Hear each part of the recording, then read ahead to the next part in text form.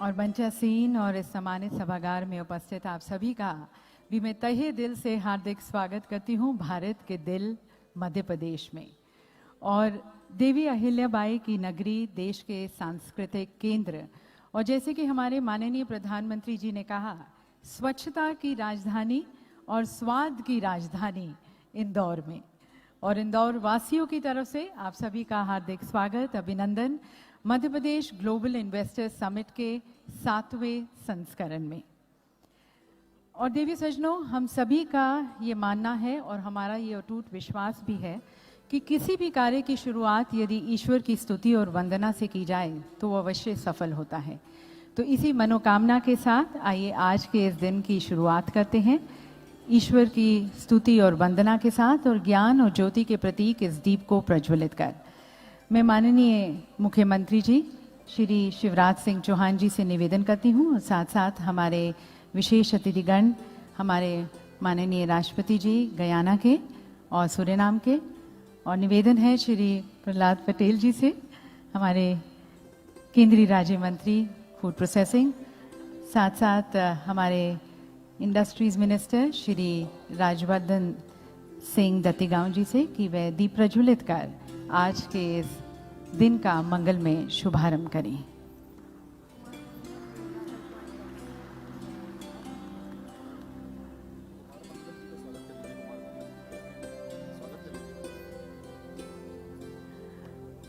And we also welcome Shri Kumar Mangalam Villa ji joining us now on the dais. Thank you, sir. Hearty welcome to you.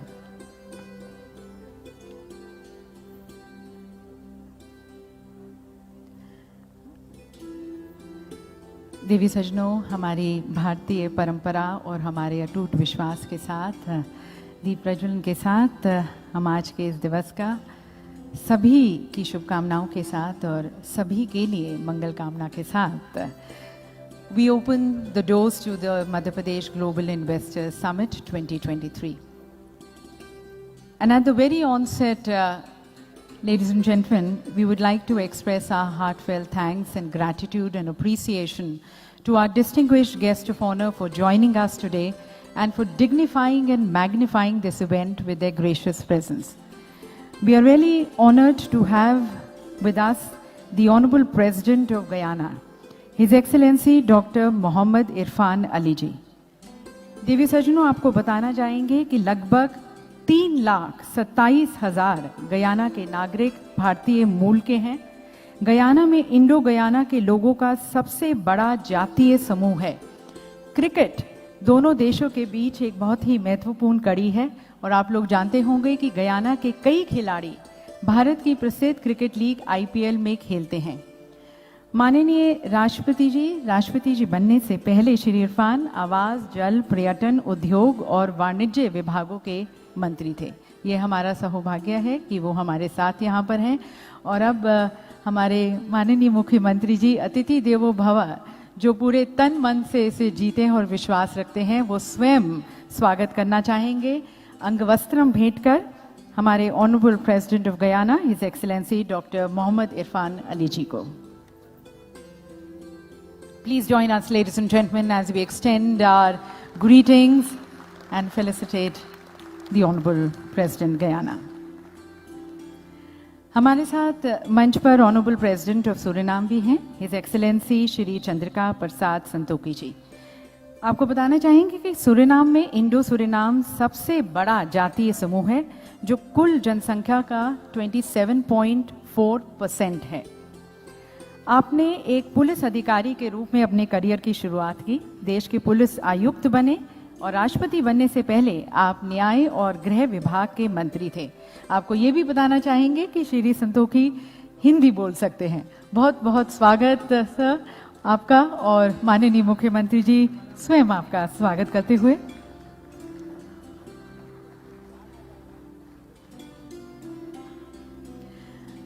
हम स्वागत करना चाहेंगे श्री प्रहलाद पटेल जी का, हमारे माननीय केंद्रीय राज्य मंत्री फूड प्रोसेसिंग हमारे साथ यहाँ पर मंच पर हैं, उनका भी बहुत बहुत स्वागत. Ladies and gentlemen, we are also focusing on food processing, one of the major sector focus which we have, and we have our Honorable Minister of State Food Processing joining us. Thank you very much, sir, for gracing the occasion.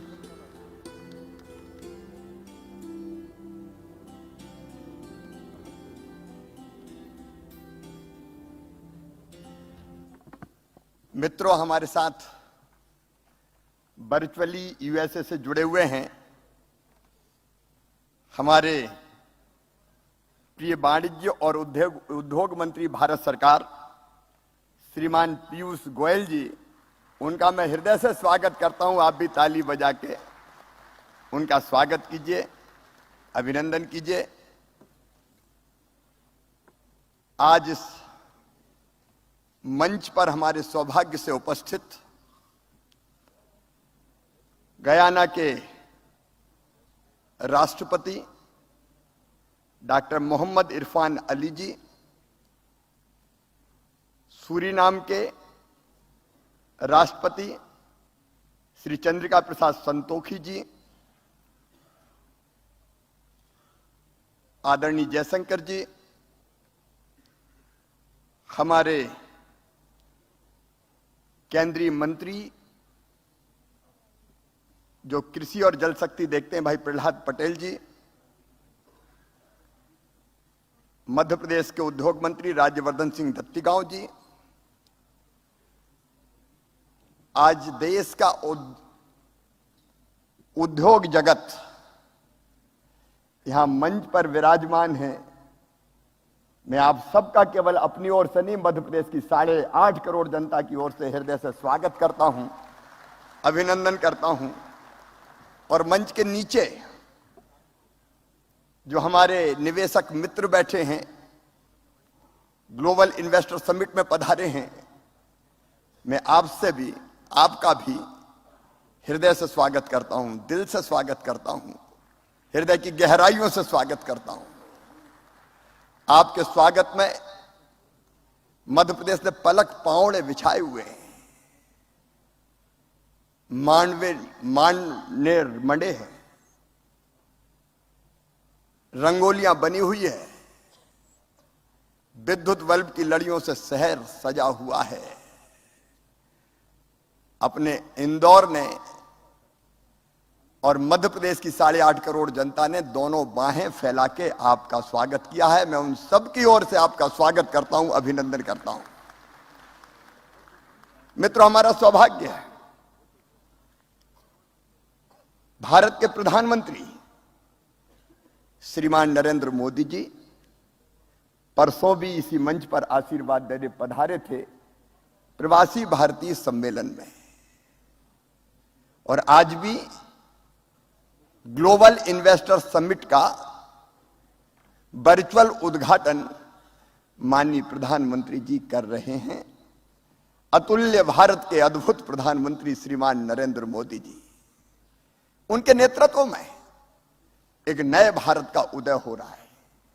एक वैभवशाली भारत, एक गौरवशाली भारत, एक संपन्न भारत, एक समृद्ध भारत, एक शक्तिशाली भारत, और सचमुच में आत्मनिर्भर भारत बन रहा है.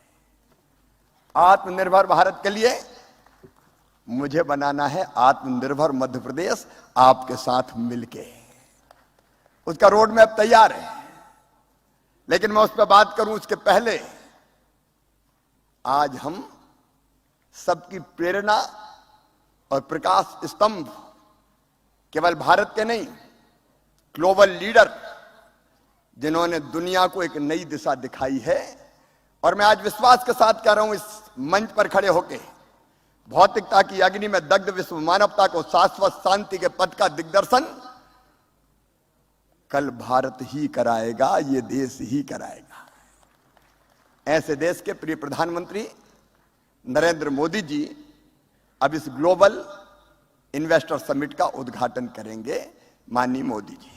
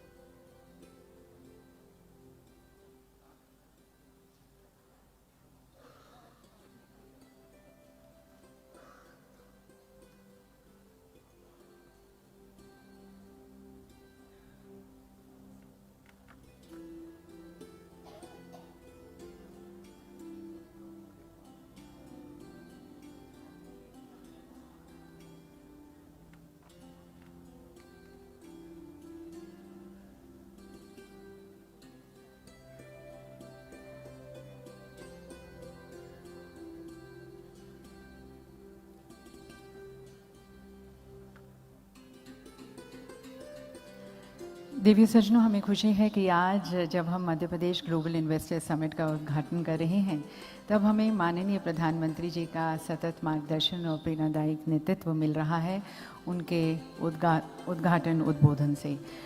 थोड़ी सी ऑडियो प्रॉब्लम हो रही है, टेक्निकल प्रॉब्लम, हम उसे बस ठीक कर रहे हैं और थोड़ी देर बाद हमारे साथ हमारे माननीय प्रधानमंत्री जी हमें संबोधित करेंगे।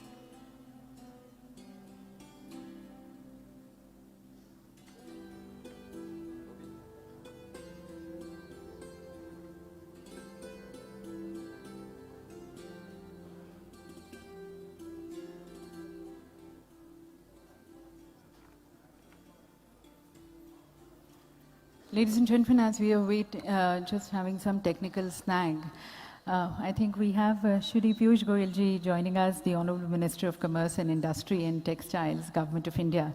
Would like to mention that he is here in New York, and it's pretty late in the night. So thank you, Honorable Minister, sir, for taking out time and being with us.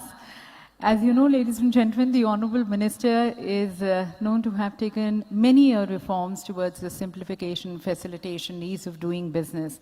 And that has generated a lot of trust and confidence among the business community. Even today, as he joins us, he's there in Washington, D.C. and in New York with the industrialists and talking to the industrialists and the leading CEOs. And also, as you know, that he introduced the PLI scheme that has given a boost to the domestic manufacturing and Make in India. So really honored to have you, sir.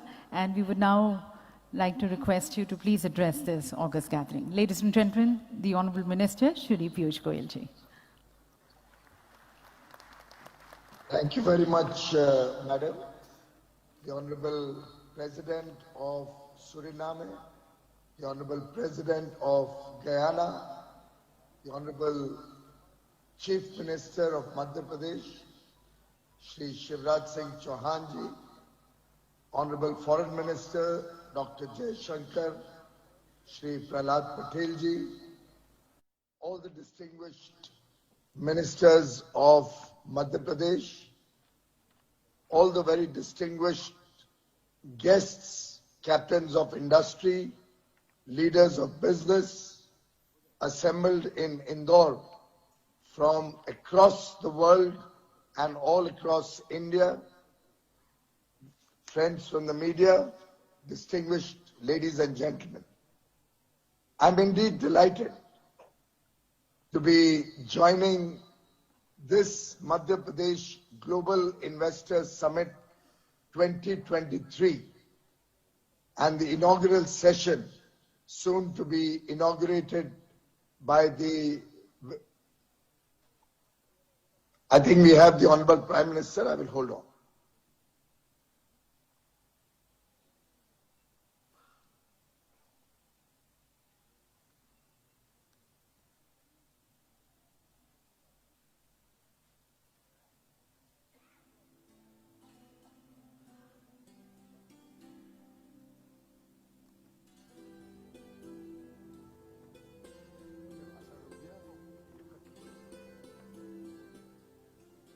मैंने अभी माननीय प्रधानमंत्री जी को देखा video पे, उसके बाद अपनी बात रखूंगा।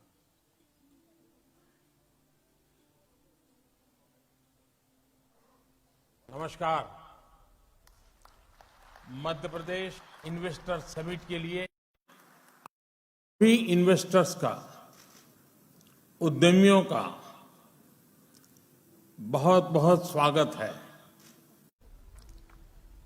विकसित भारत के निर्माण में मध्य प्रदेश की भूमिका बहुत महत्वपूर्ण है। आस्था, आध्यात्म से लेकर पर्यटन तक,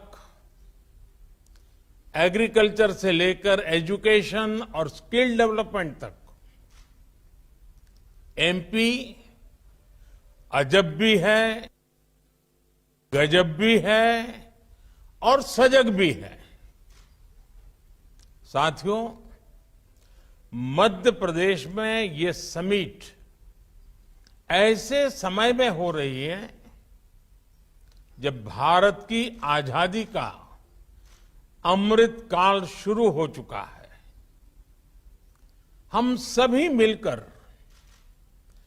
विकसित भारत के निर्माण के लिए जुटे हुए हैं और जब हम विकसित भारत की बात करते हैं तो ये सिर्फ हमारी एस्पिरेशन नहीं है, बल्कि ये हर भारतीय का संकल्प है। मुझे खुशी है हम भारतीय ही नहीं बल्कि दुनिया की हर संस्था, हर एक्सपर्ट इसको लेकर आश्वस्त दिख रहा है। Friends, the IMF sees India as a bright spot in the global economy. The World Bank says that India is in a better position to deal with global headwinds than many other countries. This is because of India's strong macroeconomic fundamentals. OECD has said that India will be among the fastest growing economies in the G20 group this year. According to Morgan Stanley, India is moving towards becoming the world's third largest economy in the next 4 or 5 years. The CEO of McKinsey had said that this is not only India's decade, but India's century. Institutions and credible voices that track the global economy have unprecedented confidence in India. The same optimism is also shared by global investors. Recently, a prestigious international bank conducted a survey. They found that a majority of the investors preferred India. Today, India is receiving record-breaking FDI. Even your presence among us reflects this sentiment. Friends, this optimism for India is driven by strong democracy, young demography, and political stability. Due to this, India is taking decisions that boost ease of living and ease of doing business. Even during a once-in-a-century crisis, we took the path of reforms. India has been on the path of reform, transform, and perform since 2014. The Atmanirbhar Bharat Abhiyan has imparted greater momentum to it. As a result, India has become an attractive destination for investment. साथियों, एक स्थिर सरकार, एक निर्णायक सरकार, सही नियत से चलने वाली सरकार विकास को अभूतपूर्व गति देकर दिखाती है। देश के लिए हर जरूरी फैसले उतनी ही तेजी से लिए जाते हैं। आपने भी देखा है कि कैसे बीते 8 वर्षों में हमने रिफॉर्म की स्पीड और स्केल को लगातार बढ़ाया है। बैंकिंग सेक्टर में रिकैपिटलाइजेशन और गवर्नेंस से जुड़े रिफॉर्म्स हो, आईबीसी जैसा मॉडर्न रिजोल्यूशन फ्रेमवर्क बनाना हो, जीएसटी के रूप में वन नेशन वन टैक्स जैसा सिस्टम बनाना हो, कॉरपोरेट टैक्स को ग्लोबली कॉम्पिटिटिव बनाना हो, सोवरिन वेल्थ फंड्स और पेंशन फंड्स को टैक्स में छूट हो, अनेक सेक्टर्स में ऑटोमेटिक रूट से 100% एफडीआई की परमिशन देना हो, छोटी छोटी आर्थिक गलतियों को डिक्रिमिनलाइज करना हो, ऐसे अनेक रिफॉर्म्स के माध्यम से हमने इन्वेस्टमेंट के रास्ते से कई रोड़े हटाए हैं। आज का नया भारत अपने प्राइवेट सेक्टर की ताकत पर भी उतना ही भरोसा करते हुए आगे बढ़ रहा है। हमने डिफेंस, माइनिंग और स्पेस जैसे अनेक स्ट्रेटेजिक सेक्टर्स को भी प्राइवेट सेक्टर के लिए खोल दिया है। दर्जनों लेबर लॉज को 4 कोड्स में समाहित करना भी अपने आप में एक बहुत बड़ा कदम है। साथियों, कंप्लायंसेस के बोझ को कम करने के लिए और उसके लिए केंद्र और राज्य दोनों के स्तर पर अभूतपूर्व प्रयास चल रहे हैं। बीते कुछ समय में करीब 40,000 कंप्लायंसेस को हटाया जा चुका है। हाल ही में हमने नेशनल सिंगल विंडो सिस्टम शुरू किया है, जिससे मध्य प्रदेश भी जुड़ चुका है। इस सिस्टम के तहत अभी तक लगभग 50,000 स्वीकृतियां दी जा चुकी। साथियों, भारत का आधुनिक होता इंफ्रास्ट्रक्चर, मल्टी मॉडल होता इंफ्रास्ट्रक्चर भी इन्वेस्टमेंट की संभावनाओं को जन्म दे रहा है। 8 वर्षों में हमने नेशनल हाईवे के निर्माण की स्पीड दोगुनी की है। इस दौरान भारत में ऑपरेशनल एयरपोर्ट्स की संख्या दोगुनी हो चुकी है। भारत की पोर्ट्स हैंडलिंग कैपेसिटी और पोर्ट टर्न अराउंड में अभूतपूर्व सुधार आया है। Dedicated freight corridors, industrial corridors, expressways, logistic parks, ये नए भारत की पहचान बनते जा रहे हैं। पीएम गति शक्ति नेशनल मास्टर प्लान के रूप में पहली बार भारत में इंफ्रास्ट्रक्चर निर्माण का एक नेशनल प्लेटफॉर्म है। इस प्लेटफॉर्म पर देश की सरकारों, एजेंसियों, इन्वेस्टर से जुड़ा अपडेटेड डेटा रहता है। भारत दुनिया के सबसे कॉम्पिटिटिव लॉजिस्टिक मार्केट के रूप में अपनी पहचान बनाने के लिए कमिटेड है। इसी लक्ष्य के साथ हमने अपनी नेशनल लॉजिस्टिक पॉलिसी लागू भी की है। साथियों, भारत स्मार्टफोन डेटा कंजम्पशन में नंबर 1 है। भारत ग्लोबल फिनटेक में नंबर 1 है।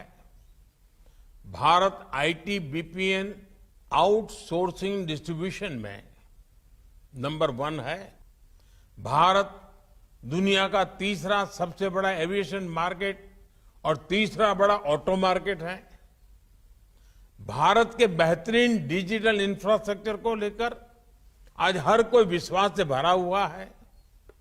ये ग्लोबल ग्रोथ के लिए कितना जरूरी है, ये आप भली भांति जानते हैं। भारत एक तरफ गांव-गांव तक ऑप्टिकल फाइबर नेटवर्क पहुंचा रहा है, वहां तेजी से 5G नेटवर्क का विस्तार कर रहा है। 5G से हर इंडस्ट्री और कंज्यूमर के लिए इंटरनेट ऑफ थिंग्स से लेकर AI तक जो भी नए अवसर बन रहे हैं, वो भारत में विकास की गति को और तेज करेंगे। साथियों, इन सारे प्रयासों से ही आज मेक इन इंडिया को नई ताकत मिल रही है।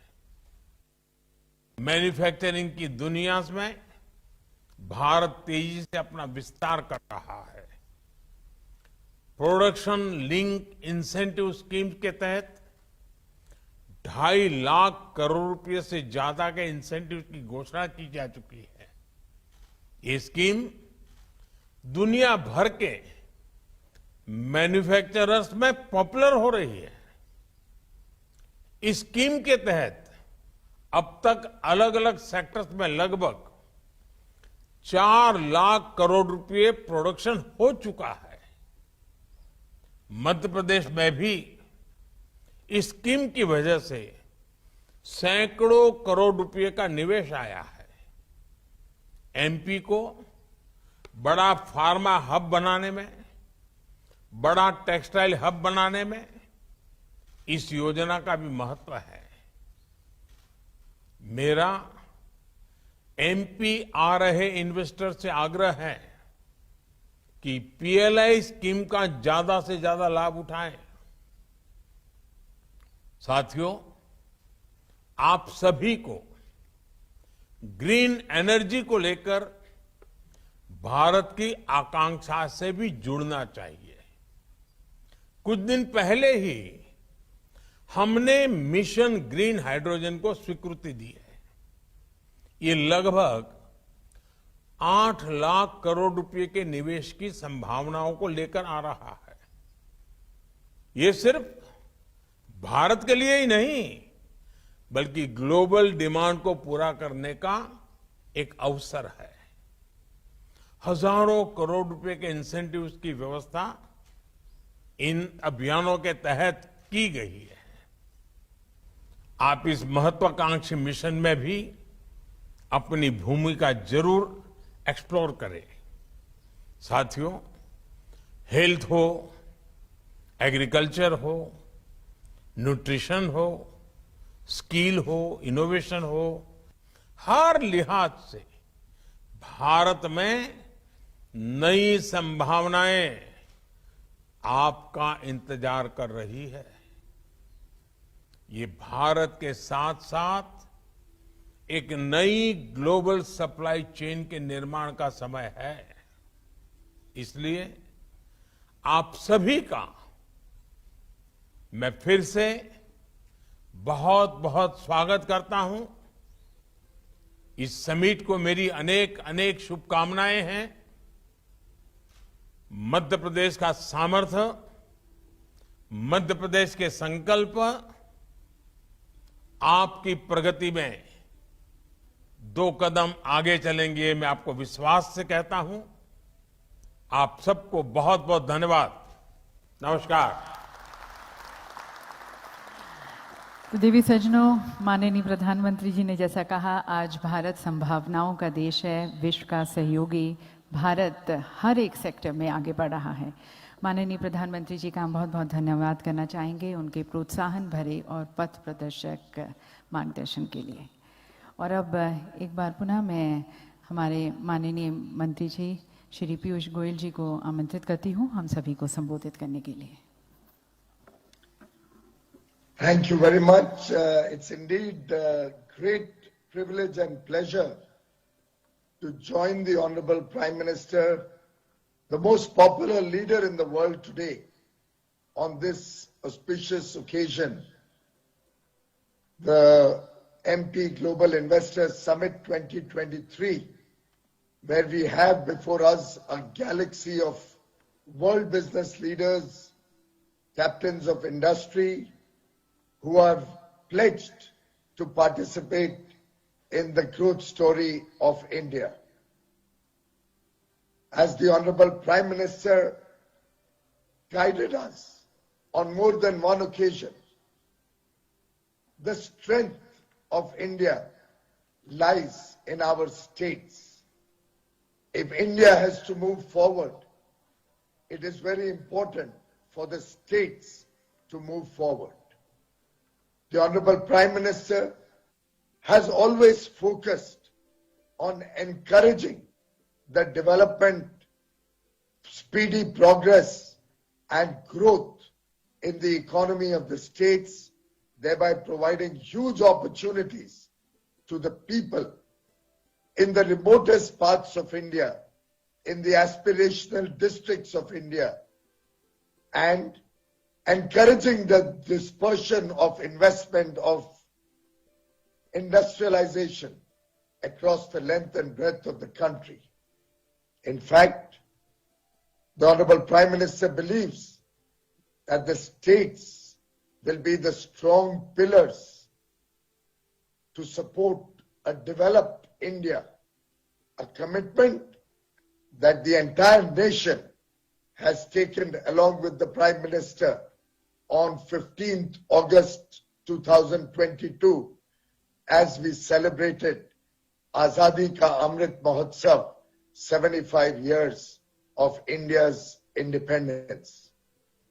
In fact, I compliment the Honorable Chief Minister Shri Shivraj Singh Chauhan ji for the rapid strides that Madhya Pradesh has taken in good governance, in a way reflecting the double engine government, both at the center and in the states, working to fulfill the Honorable Prime Minister's vision of rapid transformation, not gradual evolution.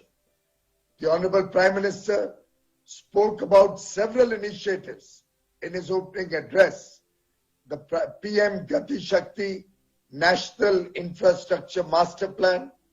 He spoke about the success of Digital India, making India the world's largest adopter of fintech with over 78 billion financial transactions in calendar 22, more than the United States, where I am presently located, Europe and China put together.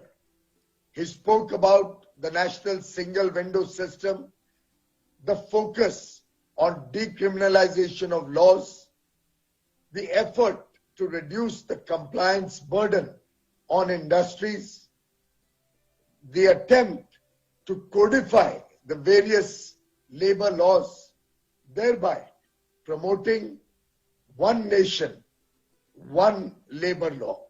Just as with the visionary work that the Prime Minister has done over the last 8.5 years, we today have one nation, one tax in the form of the GST. We finally have a bankruptcy code, the Insolvency and Bankruptcy Code. We today have surplus power with one nation, one grid, thereby guaranteeing to every industry, to every home, 24 hours power. In a way, developing infrastructure like never before. And if I can recall the words of the erstwhile President of the United States of America, John F. Kennedy, when he asked the question, did America make great highways or highways made America great? I think we can all, without any doubt, agree that it is strong and focused approach to infrastructure development and the foundations of economic development emerging from infrastructure, which has always been the cornerstone of a developed economy. Madhya Pradesh has also been a part of this journey to promote infrastructure in a big measure. It is known as the heart of India, reflecting the vibrancy and vitality of a new India emerging out of the shadows, recognized the world over as the next superpower. We are today the 5th largest economy, and I can tell you from my own personal experiences that the world is watching India as we rapidly progress to become amongst the top 3 economies in the world. Every meeting where you talk to global CEOs, every meeting with a large corporation anywhere in the world, more particularly in the United States of America, any meeting with governments across the world, give us the confidence and reflect the image of India, the new India that Honorable Prime Minister Shri Narendra Modi has committed to work for, the new India that is today a reality, a country which is fast progressing from a developing nation to become a developed nation by 2047, when we celebrate 100 years of independence. In fact, the 5 commitments, the Panch Prad that the Honorable Prime Minister shared with the country on 15th August are very reflective of his vision of a powerful India. The work that we are all doing over the next 25 years to make India a developed nation, the effort to involve the entire population, the entire people of India in a spirit of duty to achieve this goal. And I have no doubt in my mind that Madhya Pradesh will not be found wanting in this collective effort of the nation. The holy waters of the Narmada, the wildlife and greenery that we see across Madhya Pradesh, the rich heritage. We have 3 UNESCO sites in Madhya Pradesh. The showstopper in terms of sanitation. You are all assembled in Indore. For several years in a row, voted as the cleanest city in India. It is a matter of privilege for all of us to be present as the Honorable Prime Minister inaugurated both the Pravasi Bharatiya Divas in Indore 2 days ago on the 9th of January, and today the Global Investors Summit. Friends, Madhya Pradesh has emerged as an ideal investment destination, reflecting strength, very strategic positioning, and a deep focus on sustainability. It is emerging as an economic tiger with ample land, infrastructure, and skilled resources. In fact, it is the only diamond producing state in India. In a way, Madhya Pradesh भी हमारा एक उभरता हुआ हीरा है, और मेरा पूरा विश्वास है, मेरा अटूट विश्वास है कि मध्य प्रदेश आगे चल के देश की अर्थव्यवस्था को गति भी देगा और नए नए अवसरों के साथ उद्योग जगत को आमंत्रण करेंगे. If you look at last year's growth in Madhya Pradesh, the gross state domestic product grew by nearly 20%, and the ease of doing business in Madhya Pradesh is truly remarkable. It is very centrally located. Both the north-south and east-west corridors cross in Madhya Pradesh, India's second largest state, with 24% of the world's organic cotton production. And I say this as the Textile Minister of India, reflects the growing importance of Madhya Pradesh in our international market. Today, Madhya Pradesh is future ready with over 20% contribution of renewable energy in the total power it generates. I am confident that just as the Prime Minister launched the Green Hydrogen Mission last week through a significant commitment of central government support to the Green Hydrogen Mission, combined with the several incentives and support of the Madhya Pradesh government, we will see huge investments in several sectors, more particularly in green hydrogen and renewable energy, coming up in the months and years to come. As the Prime Minister said, it's a land of opportunities in agriculture, in food processing, tourism, automobiles, pharmaceuticals, IT, renewable energy, textiles. The list is endless. In our international engagements, the interest in India is also reflected in the interest shown in investment in Madhya Pradesh. India today clearly is a bright spot in the world, and I do believe Madhya Pradesh will also lead from the front as we develop India as an economic superpower in the world. Friends, this year we are celebrating India's 75th year of independence. We also have the privilege of having the presidency of the G20, a time for India to showcase to the world our growing strengths and our increasing contribution to the world. India today engages with the world from a position of confidence, a courage of conviction about India's future. As I talk to industry, as I talk to governments, currently in the United States of America, I see in everybody the hope that India will be the driver of global growth and will take economic progress of the world forward.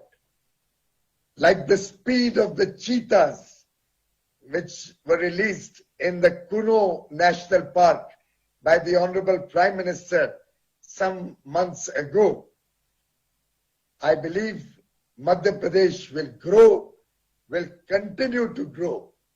And as the Honorable Prime Minister says, yahi samay hai, sahi samay hai. This is the time. This is the right time. Today's summit offers an opportunity to industry to be partners in the progress and growth of Madhya Pradesh, to be partners in the vibrant future of India. I invite investors from across the world to invest in the future, invest in Madhya Pradesh, and thank the Honorable Prime Minister and the Honorable Chief Minister for their leadership and for their collective commitment to make Madhya Pradesh a very important destination for investment, and India attaining once more our time-tested glory. India once again becoming a world power, a Vishwa Guru. India leading the initiative of taking the world to become a safer place to live in, a greener planet, and leaving behind for our children a better world to live in. Thank you very much, ladies and gentlemen. बहुत बहुत धन्यवाद माननीय मंत्री जी आपकी शुभकामनाओं के लिए। Piyush ji USA से बोल रहे हैं और वहां कितने बजे होंगे ये आप कल्पना कर सकते हैं। इस समिट को सिद्ध करने के लिए उन्होंने रत जगह किया है। मुझे लग रहा है कि वहां रात के 1:30 या 2 बजे होंगे। मैं पीयूष जी आपका हृदय से आभारी हूं, आपने हमारी समिट को संबोधित किया। बहुत बहुत धन्यवाद आपका। और यकीनन माननीय मंत्री जी आपके विचार, आपकी अंतर्दृष्टि और आपके प्रयास हमारी आगे की चर्चाओं में भी बहुत मूल्यवान होंगे। आपका एक बार पुनः धन्यवाद। और देवी सज्जनों, माननीय प्रधानमंत्री जी के नेतृत्व में और मंत्री जी के मार्गदर्शन में राज्य ने मध्य प्रदेश को एक औद्योगिक केंद्र के रूप में विकसित करने की तरफ और विशेष रूप से एक प्रेफर्ड निवेश गंतव्य के रूप में तैयार करने की तरफ अथक प्रयास किए, बहुत लगन से काम किया है। बहुत सारे गवर्नेंस रिफॉर्म्स और पॉलिसीज़ इंट्रोड्यूस किए हैं। और वैसे भी आप जानते हैं कि मध्य प्रदेश सेंट्रली लोकेटेड है, देश के अनेक राज्यों से शहरों के साथ जुड़ा हुआ है। यहाँ पर कंड्यूसिव लेबर डायनामिक्स हैं, यहाँ पर मेहनतकश लोग हैं जो पूरे मन से अपने प्रदेश की प्रगति में काम करते आए हैं।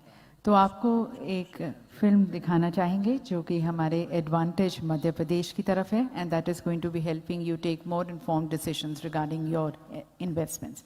If you can have the film please.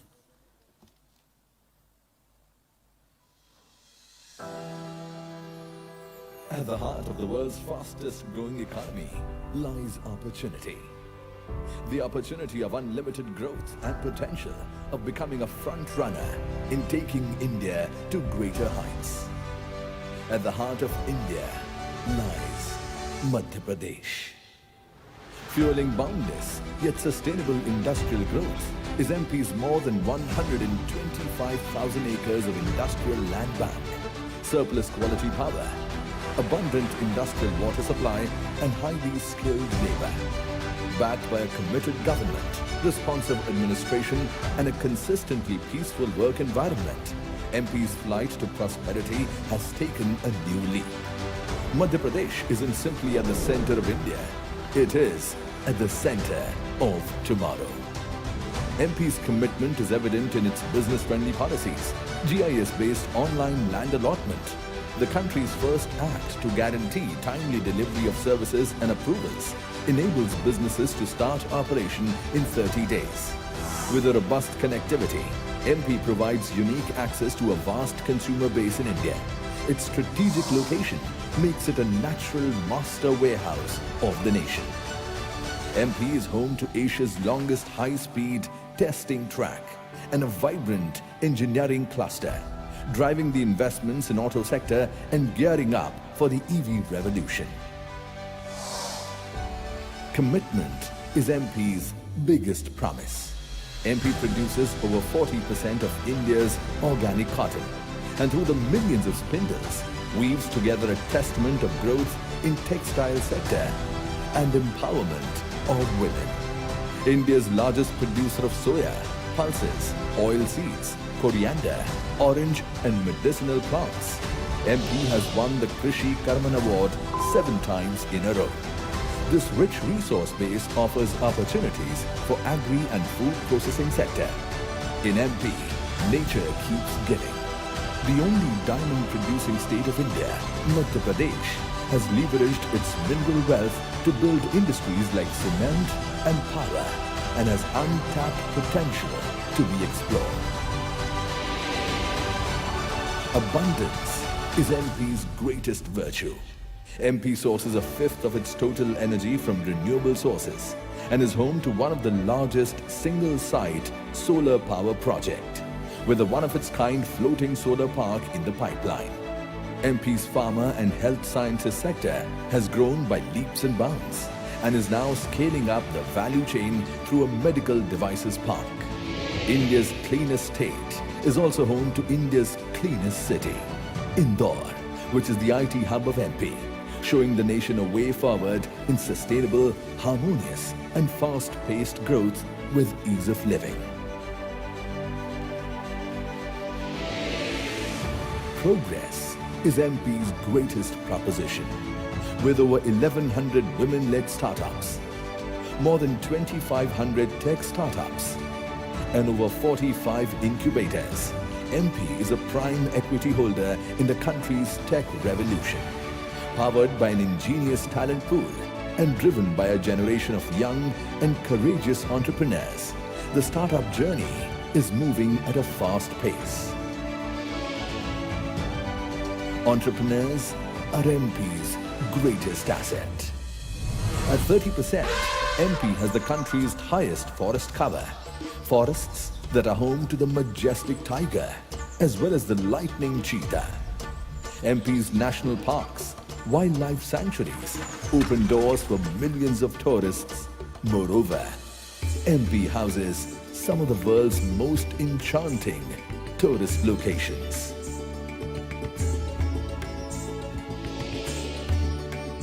Serenity is MP's greatest offering. Put together, MP is way more than a sum of its parts.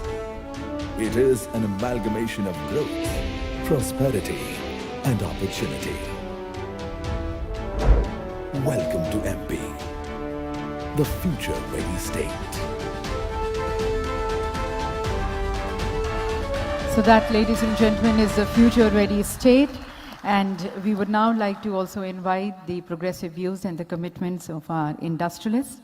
May I first request Shri N. Chandrasekharan, the Chairman Tata Sons, to please address this August gathering.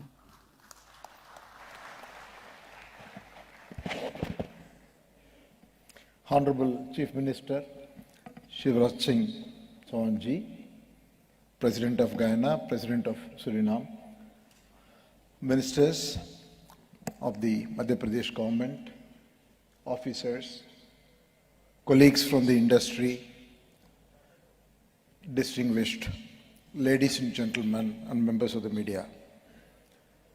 It is a great privilege to be here today to participate and share a few words on MP's Global Investor Summit 2023.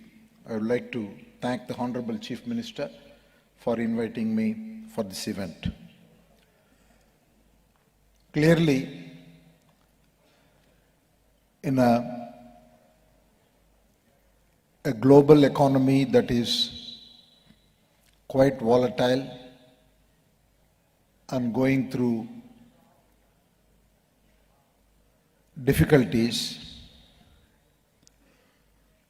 India is extremely well placed.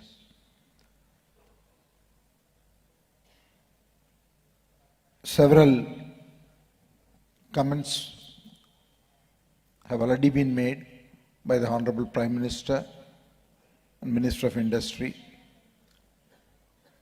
And from the industry point of view, we see this decade and probably coming decades will see enormous growth opportunity for India. In India, we see the trends of both consumption-led growth, supported by infrastructure-led growth, as well as global trends which are making it very uniquely advantageous for India. All industries, all nations will have to go through what I call as a digital or a machine learning transition, energy transition, and supply chain resilience. The beauty is, India is well placed in all of these transitions Needless to say, the technological depth and the digital adoption, consequently both in the public services delivery and in the private sector,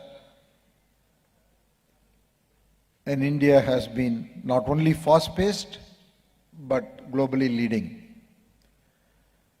India is also uniquely placed because we are going through this energy transition at a time we are going to have enormous growth. 2/3 of the growth of what we will be in 2050 will have to happen in the next 30 years. Many countries have to go through this energy transition when there is no growth, so they will have to replace the current energy sources. The supply chain is a major opportunity because of, again, the talent and the areas like advanced manufacturing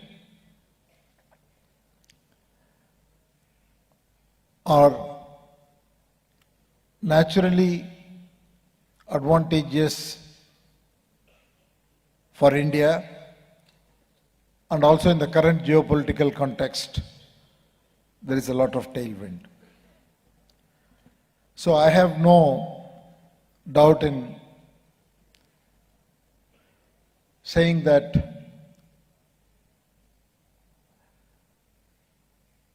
with our continued focus, we are going to have several years of globally leading growth, more importantly, growth that will create jobs, growth that will create a very strong economy. The question is whether we will be 25 trillion or 30 trillion or 35 trillion by 2047. But definitely we are going to have a multifold growth. In this context, I think Madhya Pradesh has a very strong potential. The biggest advantage the state has is that 62% of the population is in the working age. And the state has very rich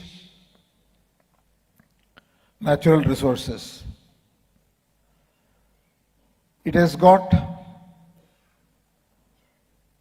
tremendous opportunity for tourism, given the wildlife as well as the spiritual centers and the cultural heritage it has. It is a huge opportunity. The state also is going through the urbanization at a rapid pace. Madhya Pradesh currently lacks the national average of 36%, while MP has 29%.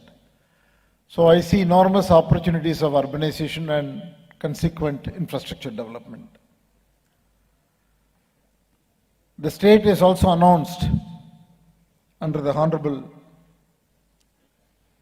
Chief Minister a number of policies to attract investments, special policy for boosting MSME sectors, policies for research and innovation, and policies for promoting startups. The Tata Group already has a very strong presence. TCS has one of its iconic campuses here with about 10,000 people. Many would not know, already we provide technology services for more than 200 global companies out of Madhya Pradesh.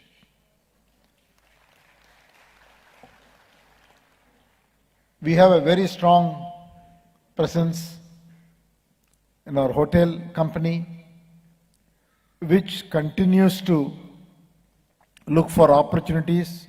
We have unique properties here.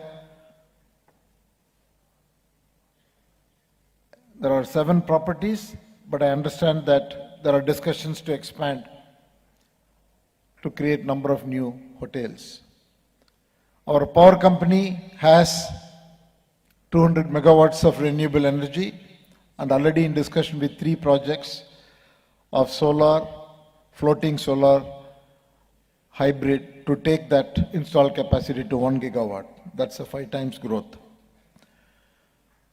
Our steel company has the wires business here with a capacity of 0.1 million per annum, but it is going to be doubled and tripled, and already those investment decisions have been made. Tata Motors has a huge footprint with 250 dealer outlets, and all our retail companies from Westside to Chroma to Titan, Tanishq have more than 100 stores in the state. And Tata International has a very long-standing presence here, one of our longest presence in the state in the leather business. Overall, the group has in excess of 20,000 professionals, and we are in discussions to expand our footprint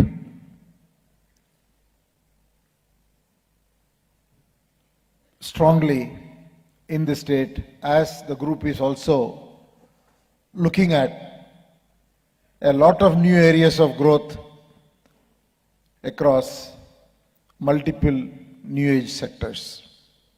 I want to thank the government for the constant support we receive, a proactive engagement, and policies that will promote a high growth rate for businesses and as a result for the state. Thank you. Thank you, sir, for sharing your vision for India and commitment to Madhya Pradesh. And now inviting Shri Chandrajit Banerjee, the Director General of Confederation of Indian Industry.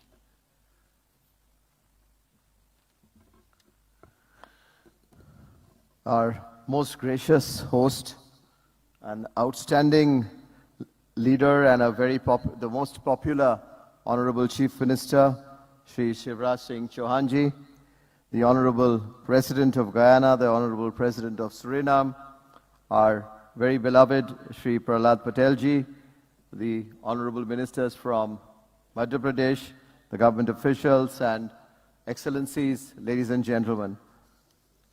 I just wanted to say that, we have been involved as an institution with the first time when the Honorable Chief Minister started the Madhya Pradesh Summit.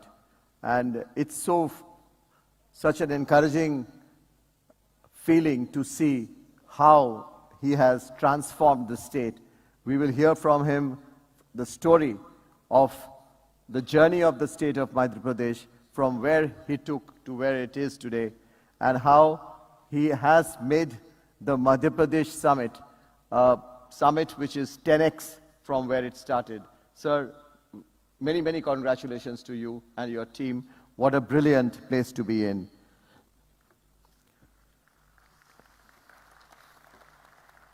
Sir, today you had asked us to see that we get good quality participation from Indian industry and the foreign industry.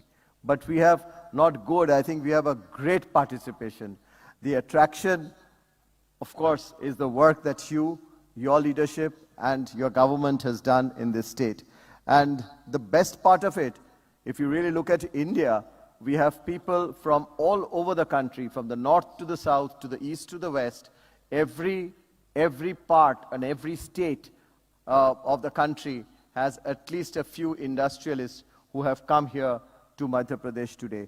And With that, there are several sectors from auto components, and you heard Mr. Chandrasekharan's number of sectors that he talked about, but there are actually sectors from all manufacturing, services, agri, all types of sectors present here from across the country. What a great place to be here. So as an institution, again, we have been in the state. CII has been in Madhya Pradesh since 1989. And in 2000, we started another office, and then you asked us to expand. We have expanded. But today I want to stand and say to you, and under your leadership, under your government, we pledge that we will increase the resources of CII in your state. We will increase both manpower as well as the number of offices in the state of Madhya Pradesh, sir. Sir, we have heard that this is the year of the G20.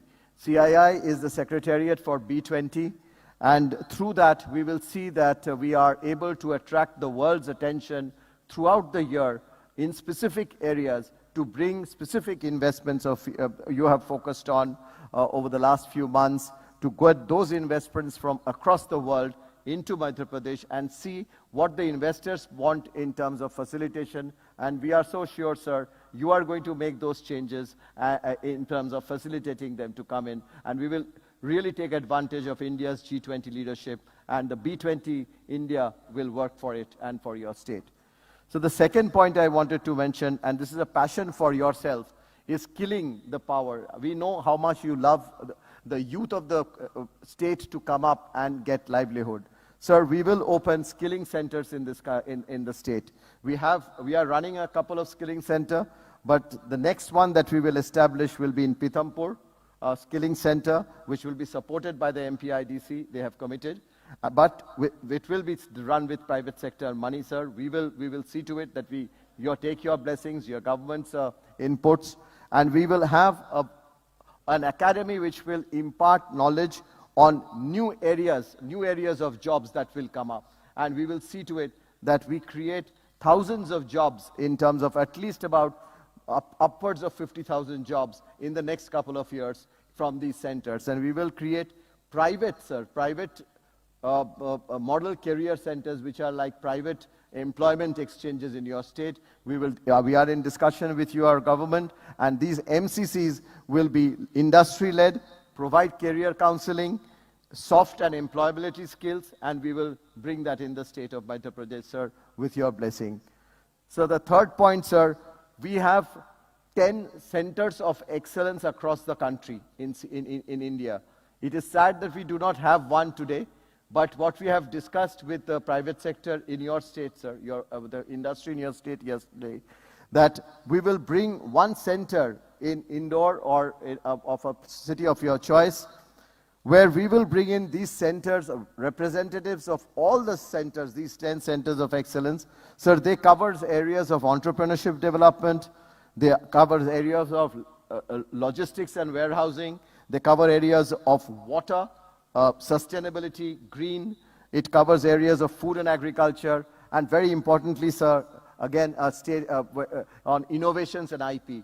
All these centers across the country, their representatives centers, we will create a place where all that will be located in Madhya Pradesh. So that will be the first in the country that all the centers of CII will be brought under one group, sir. Sir, I just wanted to also say another area that you are encouraging and is startups. And startups will play a big role in the country. India's stories on startup is well known. Sir, we want also Madhya Pradesh to have a big startup ecosystem. Sir, CII has large members. Many of the large members are present here. So what we will do, sir, we have a startup center of excellence. The chairman of the Startup Center of Excellence is Chris Gopalakrishnan, sitting over here. We will provide corporate and family business connect of the Startup Center in the states to the large corporates, so that the startups can be connected to the large corporates. We will work on that, sir. And through the Startup Center, we will do capacity building of the startups, so that the startups can get, and they get supporting mechanisms from the large companies. So that is one work we'll do. Sir, lastly, I wanted to say, sir, that your state is known, Madhya Pradesh is known for rural innovators.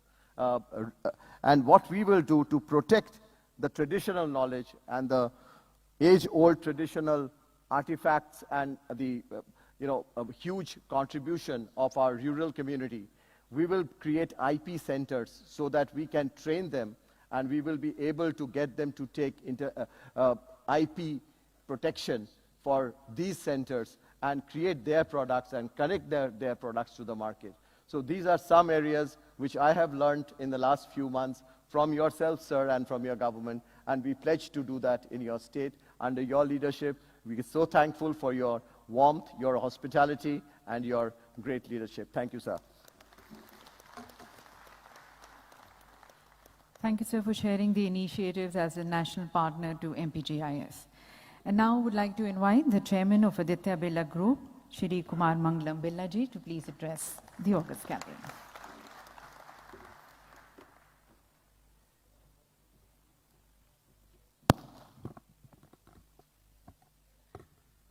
Honorable Chief Minister Shri Shivraj Singh Chauhan, His Excellency Irfan Ali, President of Guyana, His Excellency Chandrika Prasad Santokhi, President of Suriname, distinguished members in the Madhya Pradesh government, senior officials of the MP administration, friends from the industry, ladies and gentlemen. It is indeed a pleasure to be here today at Indore for this Global Investor Summit. This confluence of investors comes at a very interesting moment in the global economic landscape. आज दुनिया भर की economy जब एक चुनौती भरे मोड़ पर है, भारत की अर्थव्यवस्था में एक नई बढ़त, एक नई लहक हमें दिख रही है। भारत की तरक्की नई ऊंचाइयों पर पहुंच रही है।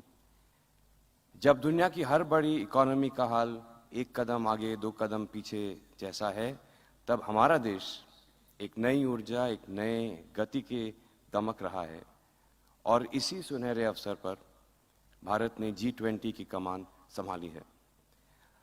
भारतीय दर्शन के मूल मंत्र वसुधैव कुटुंबकम के जीवन सिद्धांत पर चल रहे माननीय मुख्यमंत्री श्री शिवराज सिंह जी चौहान, आपको यह बताना मेरे लिए बहुत खुशी और गौरव की बात है कि आदित्य बिरला ग्रुप का कुटुंब आज दुनिया के 36 देशों में समाया है। सभी जानते हैं, देश का दिल, भारत की धड़कन है मध्य प्रदेश। कविता, न्याय, वीरता, गायन, सब कुछ यहाँ विशेष हैं। देश का है यह हृदय, यह हमारा मध्य प्रदेश है। In the last decade, the economy of Madhya Pradesh has grown at more than 7% per annum in real terms, much faster than the national growth rate. In fact, if one excludes the COVID-affected year, the average annual growth rate of Madhya Pradesh's economy over the last decade is higher than 8%. A decade ago, per capita income in the state used to be about 60% of national average.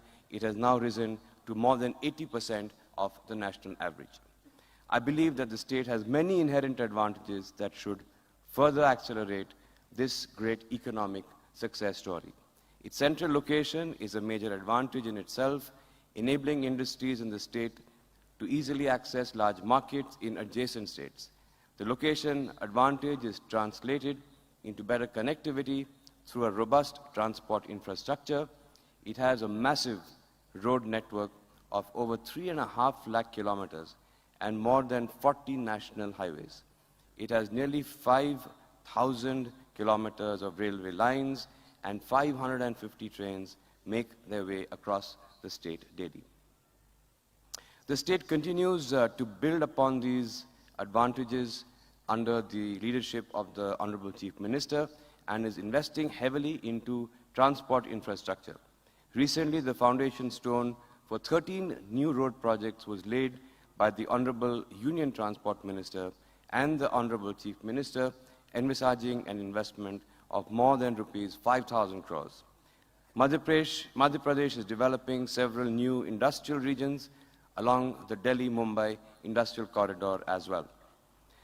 The state's proactive and very investor-friendly administration and progressive industrial policy is another major advantage that we have experienced over the last few years. Under the leadership of Shri Shivraj Singh Chauhan ji, Madhya Pradesh gives a very warm, welcoming experience to its investors. This is something that we have experienced firsthand over the years in the course of setting up large projects in the state here in Madhya Pradesh. माननीय मुख्यमंत्री जी, कुछ दिनों पहले आपने कहा था कि पाँव में चक्कर, मुंह में शक्कर और माथे पर बर्फ हो, यही जनप्रतिनिधियों के लिए मंत्र हैं। आपके शासन की शैली वास्तव में ही सराहनीय है। Over the last few years, Madhya Pradesh has rightly positioned itself as a future-ready state. It has emerged as a leader in India's renewable energy transformation.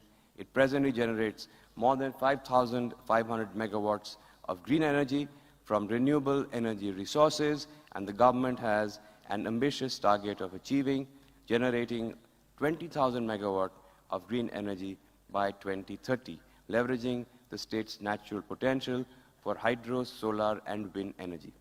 Recently, the state government has also announced a startup policy that provides a conducive ecosystem and encouraging incentives for startups. This, I believe, will pave the way for a new wave of entrepreneurship to emerge from MP.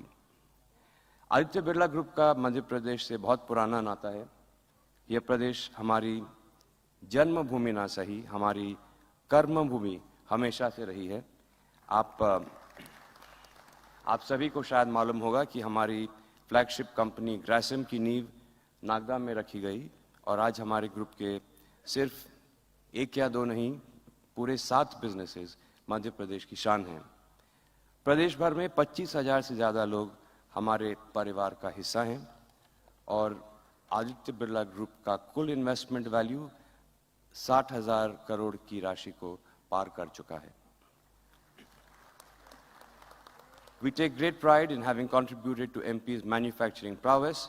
Take the case of our metals flagship Hindalco, which invested close to 14,000 crores a few years ago to set up an aluminium smelter.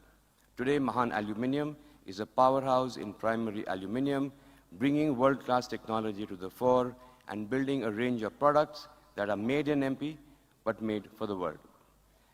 This is amongst the most efficient and cost-competitive aluminium plants anywhere in the world. And over 45% of what we produce in this smelter is exported to marquee customers across the world in South Korea, Malaysia, Japan, Spain, and Mexico. Moving to Grasim, which has an integrated viscose fiber manufacturing facility at Nagda. The installed capacity of this unit has over time increased from 20 tons per day to 440 tons per day. Even at Nagda, which is in many ways is the mother plant of the group, we have brought world-class technology and know-how to ensure that we remain ahead of the curve in every which way. Both in fiber and caustic soda chemicals, Nagda has pioneered the adoption of new practices that have subsequently been implemented in other such facilities around the world. From fiber and chemicals to cement, mining, and renewable energy, our group has been present in MP for almost 4 decades. Our first plant in Madhya Pradesh, Vikram Cement, went on stream in the 80s with a very modest capacity of 500,000 tons. Today, we have 6 state-of-the-art cement units in Madhya Pradesh with a total capacity of 23 million tons per annum. In the services sector, too, we have grown our presence very significantly under the leadership of the Honorable Prime Minister in both the fashion retail category, in our financial services businesses. We have deepened and expanded our presence significantly across the state. The sheer breadth of our presence across our businesses is a very clear indicator of our commitment to the state. Across businesses, we are now looking to invest rupees 15,000 crores in the state over the next 5 years. Although I must say that our relationship with the state far transcends any number of investments. Our CSR work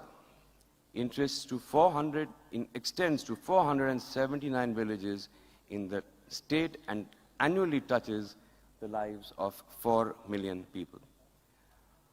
For over 7 decades, Aditya Birla Group and the state Madhya Pradesh have been partners in progress.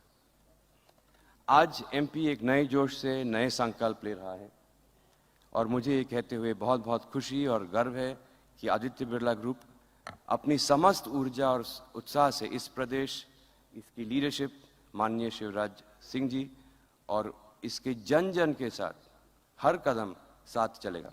धन्यवाद।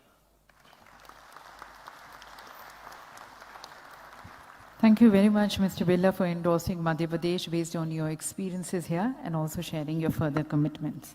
Now I would like to invite Shri Abhay Firodia ji, the Chairman, Force Motors Limited.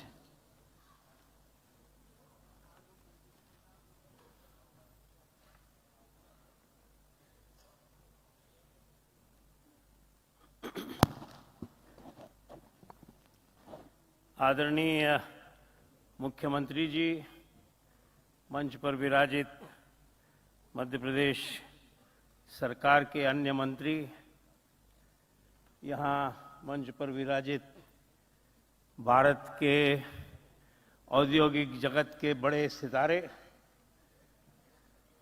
और इस सभागृह में उपस्थित मित्रों, मैं 3 बातें संक्षिप्त में कहना चाहता हूं। मेरा और मेरे उद्योग का मध्य प्रदेश से गत 35 वर्ष से संबंध है। जब हम यहाँ आए तो भारत सरकार ने जबरदस्ती भेजा गया। पहले 15 वर्ष हमारे लिए बड़े कठिन थे। न बिजली थी, न पानी था, न रास्ते थे और न सरकार की तरफ से कोई सुनवाई थी। मुझे कहते हुए अत्यंत हर्ष होता है कि गत 20 वर्षों में करीब करीब 2 दशकों में मध्य प्रदेश बदल गया है।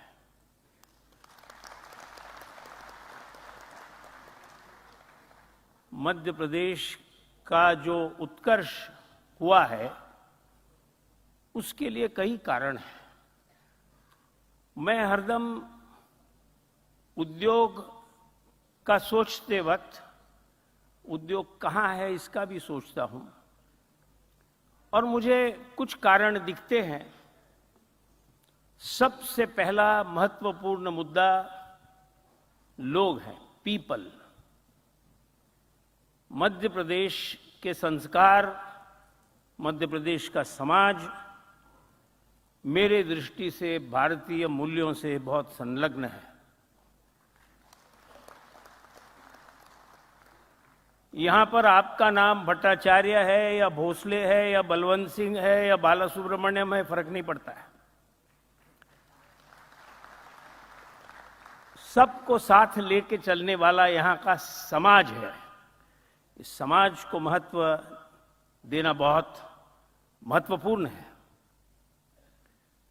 तो मध्य प्रदेश के लोगों की जो कार्य क्षमता है, अंग्रेजी में हम कह सकते हैं डेडिकेशन, हम कह सकते हैं वर्क एथिक, हम कह सकते हैं कमिटमेंट, ये सब मुझे बहुत प्रगत उच्च कोटि की लगती है। और मध्य प्रदेश के विकास में यहां की जनता का सबसे बड़ा योगदान है। अगर आप इंदौर शहर देखें तो मैंने इंदौर को टूटा फूटा, गंदा, अव्यवस्थित देखा है।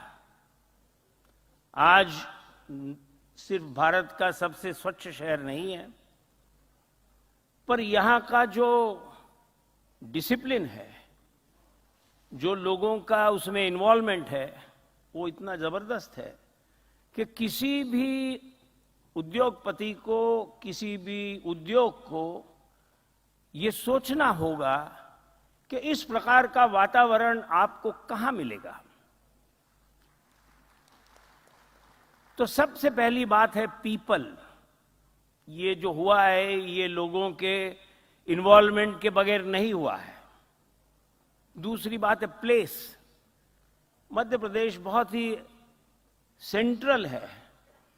जैसा भारत प्रगत होगा, जैसा भारत के अंदर व्यापार बढ़ेगा, इस लोकेशन का महत्व बढ़ता जाएगा। कनेक्टिविटी जैसे बढ़ेगी वैसे मध्य प्रदेश एक लैंड लॉक्ड एरिया है, ये मानना शायद उतना ठीक नहीं रहेगा, क्योंकि यहां से जो पश्चिम के जो पोर्ट्स हैं, शायद इंदौर से बॉम्बे, नागपुर से बॉम्बे एक ही डिस्टेंस है। तो ये मानना कि ये लैंड लॉक्ड एरिया है इसलिए कोई डिसएडवांटेज है, ये आते 5 वर्षों में गायब हो जाएगा ये डिसएडवांटेज। तो place is important, infrastructure is important. और मध्य प्रदेश में इंफ्रास्ट्रक्चर बहुत अच्छी तरह से, बहुत जल्दी से सुधरा है, ये मैंने अपने आंखों से देखा है। पॉलिसीज सरकार किस तरह से इस क्षेत्र के भविष्य के लिए देखती है, तो सिर्फ निवेश करना सफिशिएंट नहीं है। उसका फायदा नीचे तक पहुंचता है क्या, एम्प्लॉयमेंट जनरेट होता है क्या, और जनरेट हुआ एम्प्लॉयमेंट स्टेबल है क्या, पूरक है क्या, ये देखना भी जरूरी रहता है। और मैं ये मानता हूं कि पॉलिसीज बहुत ही अच्छी रही है। और लास्ट एलिमेंट है एग्जीक्यूशन, इम्प्लीमेंटेशन, जिसमें ब्यूरोक्रेसी का बड़ा रोल है। ब्यूरोक्रेसी का एक अपना तरीका रहता है, पर यहाँ की ब्यूरोक्रेसी ने उद्योग की तरफ बड़े आस्था से देखा है और मदद करने की उनकी मंशा हरदम रही है, वो करते हैं। तो ये हो गई बात दूसरी कि मध्य प्रदेश में मैं क्या देखता हूं। और तीसरी बात मैं ये कहना चाहता हूं कि मध्य प्रदेश को एमपी कहते हैं, मध्य प्रदेश एमपी। मेरे मन में बड़े समय से ये विषय है कि मध्य प्रदेश का नाम बदला जाए और मध्य प्रदेश के जगह उसे मॉडल प्रदेश कहा जाए, क्योंकि जो यहाँ पे हुआ है, जो चेंज ट्रांसफॉर्मेशन हुआ है, वो बहुत ही आप कह सकते हो कि it is a great achievement worth great applause. So having said that, I wanted to share with you my experience in Madhya Pradesh and my views about how industrialization here has been developed in the manner in which it has created employment, it has created social stability, and it has created prosperity. Thank you. बहुत बहुत धन्यवाद sir, अपने अनुभव हम सभी के साथ साझा करने का। और अब मैं आमंत्रित करती हूं सुश्री रेखा एम मेनन को, chairperson and senior managing director Accenture.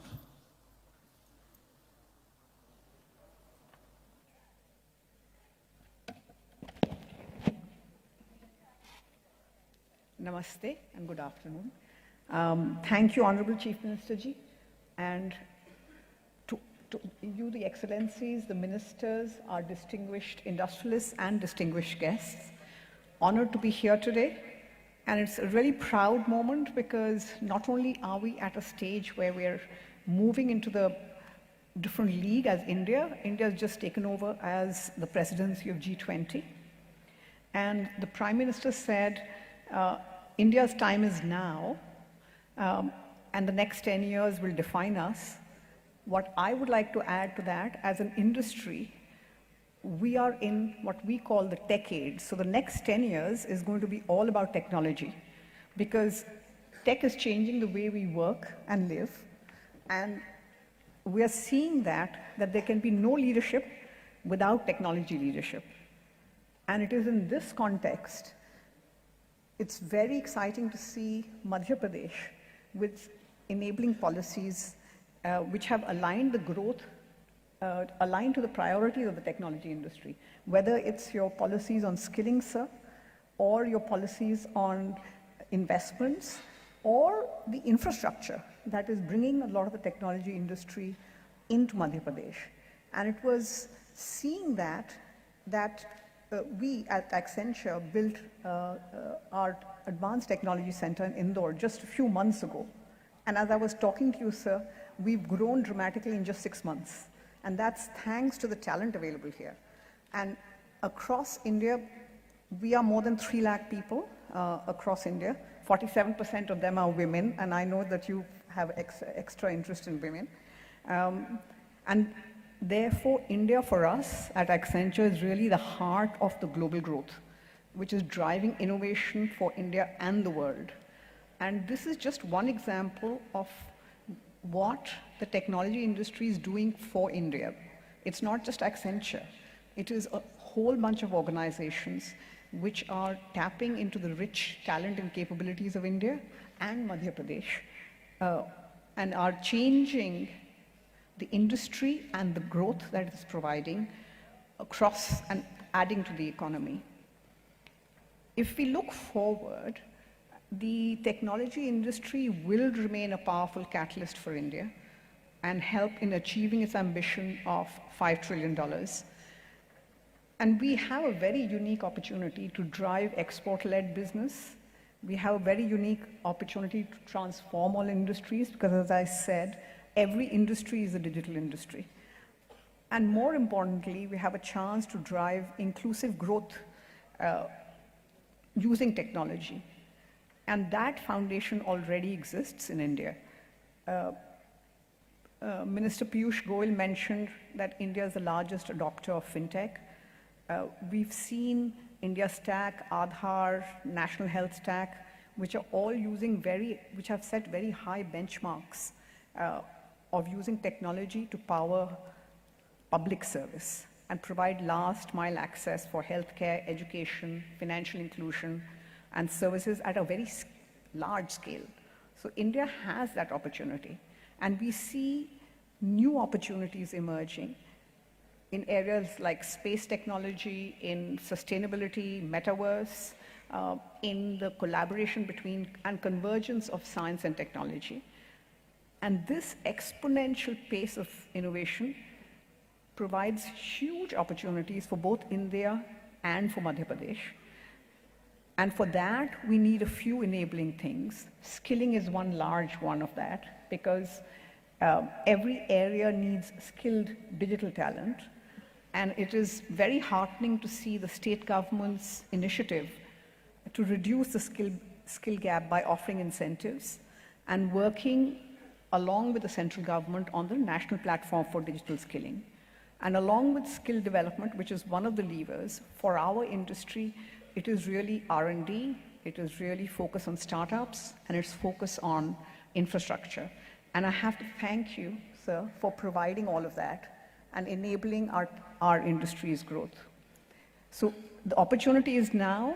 There's no better time for the technology industry than to be in India. And I'm very privileged to be here. Thank you very much. Thank you, ma'am, for sharing your thoughts on the technology-driven growth which you see, and towards that, your focus and commitment to Madhya Pradesh. And now I would like to invite Shri Parth Jindal, the Managing Director of JSW Cement and JSW Paints Private Limited.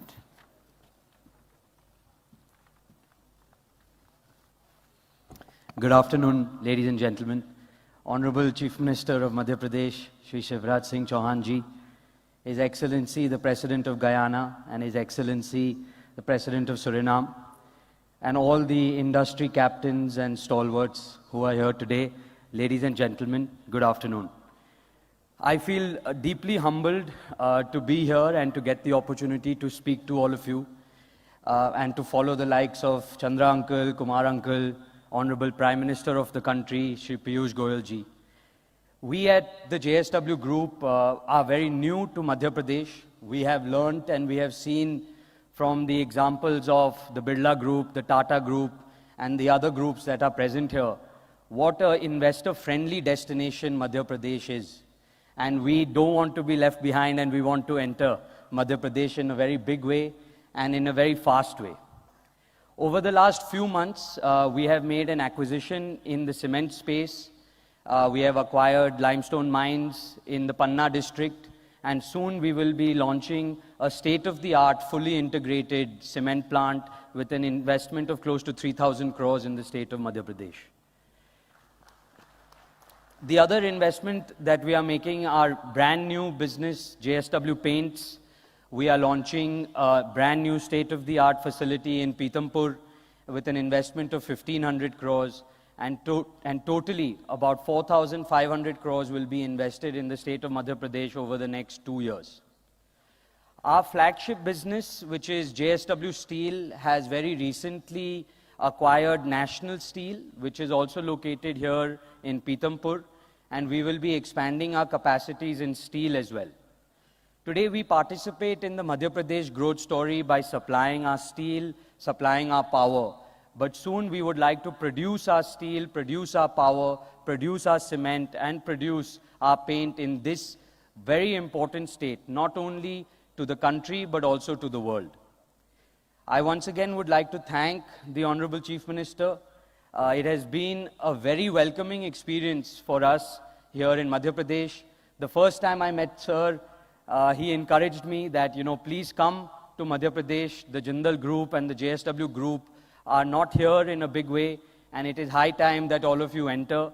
He mentioned it to my father as well when they met in Delhi.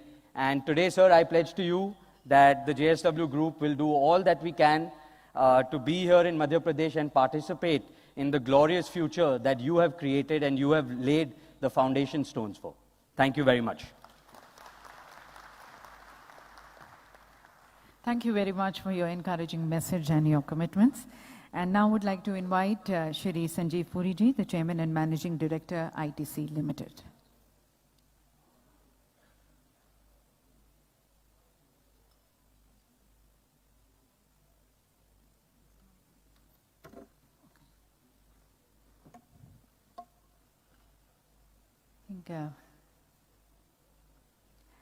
I would then like to request the Director of Reliance New Energy, Shri Nikhil R. Meswani ji, to please address the August gathering.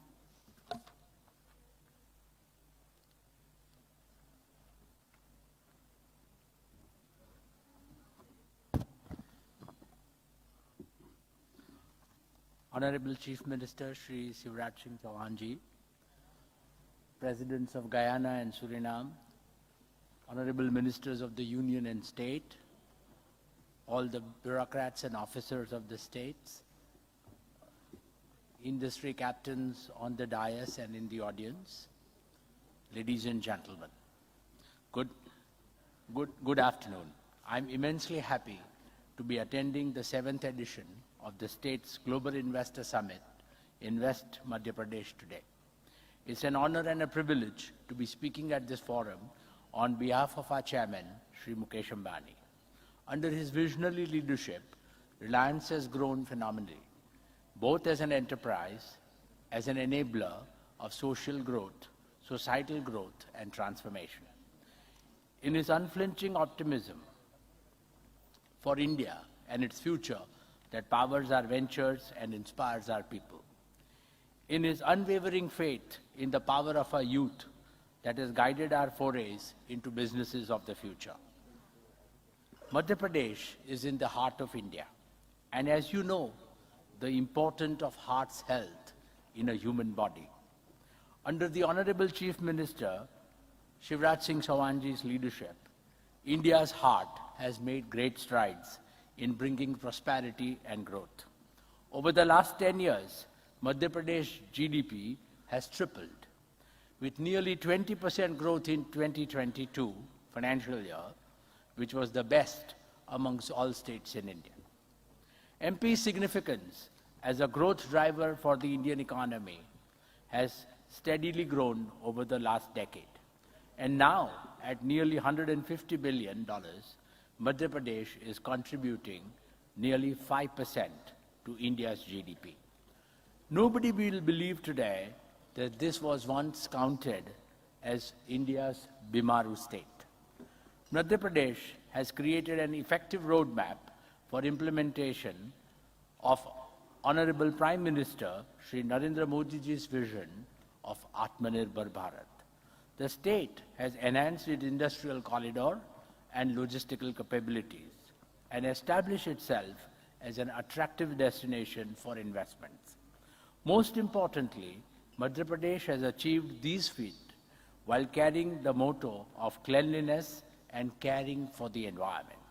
The carbon neutral and zero waste status of this event is indeed a live testament to the state's commitment. Ladies and gentlemen, I'm happy to note that Reliance has been a long-term partner in Madhya Pradesh's growth story. From energy and telecom to retail, India and Reliance in particular has made several investments in the state, creating thousands of jobs and becoming one of the largest contributors to the state's exchequer. The coal-bed methane project in our Shahdol and Annapur districts is one of Reliance's major projects in Madhya Pradesh.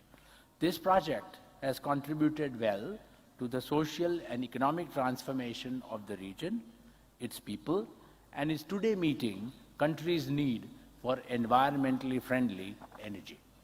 Similarly, Madhya Pradesh is already home to over 730 Reliance retail outlets, 116 of our fuel outlets, providing job to over 15,000 individuals directly and indirectly. Reliance Retail has also set up 20 fulfillment centers or warehouses in Madhya Pradesh with over 60,000 square meters of space. Reliance is also deeply associated with Madhya Pradesh with our grassroots social upliftment efforts. Reliance Foundation today has various livelihood enhancement and rural transformation projects running across 47 districts of the state with over 34 lakh or 3.4 million beneficiaries. They include a multitude of interventions from women empowerment, disaster management, to solving drinking water problems, enhancing nutrition level of communities, water harvesting and irrigation farmlands, enhancing green cover to safeguarding lives and livelihood through timely advisories. Honorable Chief Minister has charted a non-linear, dynamic path for Madhya Pradesh to reach $550 billion of GDP by 2026. This will mean more than tripling the GDP of the state in less than 5 years. Reliance remains deeply committed to contribute and support to this initiative of the state. Just 3 weeks back, Honorable Chief Minister Ji flagged off Jio's true 5G services in Sri Mahakal Lok corridor. And already this has been rolled out and the true 5G service has gone live in multiple cities like Indore, Bhopal, Jabalpur and Gwalior. Let me promise from this platform today that Jio stands committed to empower all the 428 tehsils across 52 districts of Madhya Pradesh with true 5G by December 2023. We also wish to strengthen our optic fiber network with the support of the Madhya Pradesh government to service even most remote villages. We have already rolled out over 5,000 kilometers of fiber laying and plan to double it to 10,000 kilometers. With this ubiquitous, low latency, 1 Gbps wireless data connectivity, backed by robust, all-round wired connectivity, the revolutionary power of digital technologies will become accessible to every student, every farmer, every worker, and every entrepreneur across the length and breadth of the state. This will positively transform education, farming, and healthcare sectors in particular, and ensure that the world's best services reach every village and town seamlessly. This will also give a boost to the entrepreneurial ambitions of the youth and create value for the society and investors. We are also planning to open 270 new retail outlets in Madhya Pradesh in the next year and double our fuel retailing and advanced mobility solutions footprint. They will support thousands of direct and indirect jobs. As you know, our beloved Prime Minister, Shri Narendra Modi ji has vowed to make India net carbon zero by 2070.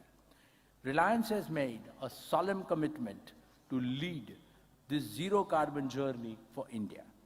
Reliance has set a massive target of enabling 100 plus gigawatts of solar energy generation capacity in India by 2030. With the next generation technology, world-class manufacturing setup, and deep integration, Reliance aims to push the solar power cost to one of the lowest in the world, which will boost India's capability to produce world's most affordable green hydrogen. For this purpose, Reliance will explore multi-gigawatt, round-the-clock renewable energy projects in Madhya Pradesh. It is working on biomass for renewable energy generation and has already invested in Madhya Pradesh for producing densified biomass at 6 sites already. We plan to invest in creating more such facilities. All put together, Reliance has already invested over 22,500 crores in Madhya Pradesh, creating large number of livelihood opportunities in the state and contributing to the state's growth phenomenally. Plans are afoot to invest an additional 40,000 crores in the state in the coming years, which will enable the state to meet the demand for energy sustainably, unlock its tremendous economic potential, and generate thousands of growth prospects for the people of the state. Ladies and gentlemen, before I conclude, I would like to thank the Honorable Chief Minister, Shri Shivraj Singh Chauhan ji. I wish him all the very best. To him, to his ministerial colleagues, and to the highly dedicated and hardworking officers. I am confident that Madhya Pradesh will scale newer heights of growth and prosperity under your dynamic leadership, sir. And with that, Reliance will not lag behind and partner the state to soar even higher. Thank you.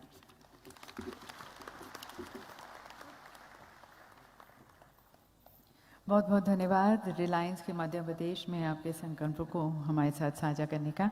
और अब मैं आमंत्रित करती हूँ श्री संजीव बजाज जी को, chairman and managing director Bajaj Finserv limited.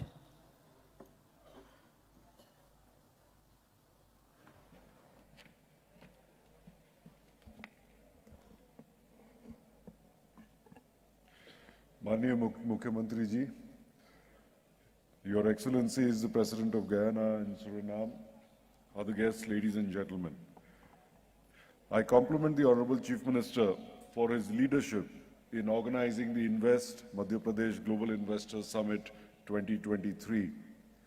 His innovative ideas, his progressive policies, and as he was telling us yesterday, the early focus, I think 2006, when he brought about the first such summit, have led the way for the progress of Madhya Pradesh. Madhya Pradesh has tremendous opportunity for all investors, and let me mention just a few. First, it has a very strong mineral base, and 14% of India's cement production is based here. Many of my colleagues have already mentioned about their investments in that space. It is also a leading producer of coal, manganese, limestone, copper, etc. Second, MP has been categorized as an achiever amongst Indian states in the ease of doing business by the World Bank and DIPP in their rankings. With over 100 industrial areas, 7 smart cities, and a robust multimodal transport system, it offers tremendous promise.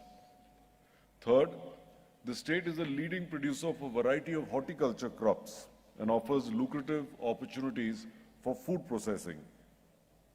Next, in the influence area of the Delhi-Mumbai Industrial Corridor, the state is developing multiple industrial zones along this corridor and getting ready to rise to the next level of reform.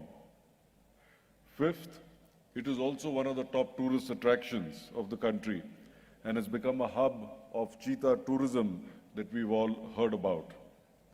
So with these points, I believe, and as CII, we encourage and urge investors to leverage on this opportunity.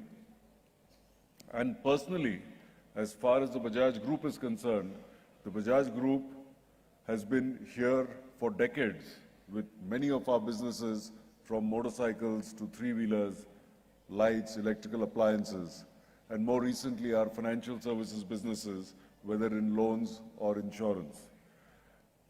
As much as 2 years ago, Bajaj Finance, our NBFC that gives loans, was present in 150 cities and towns in MP. But looking at the tremendous growth that this state has to offer, within 2 years, we are now from 150 cities and towns in over 300 cities and towns only in Madhya Pradesh. The future of Bajaj is very closely linked with the future of Madhya Pradesh. Thank you.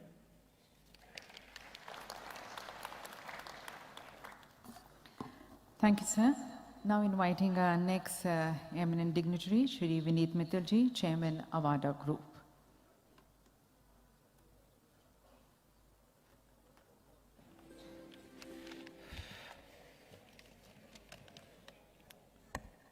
नमस्कार।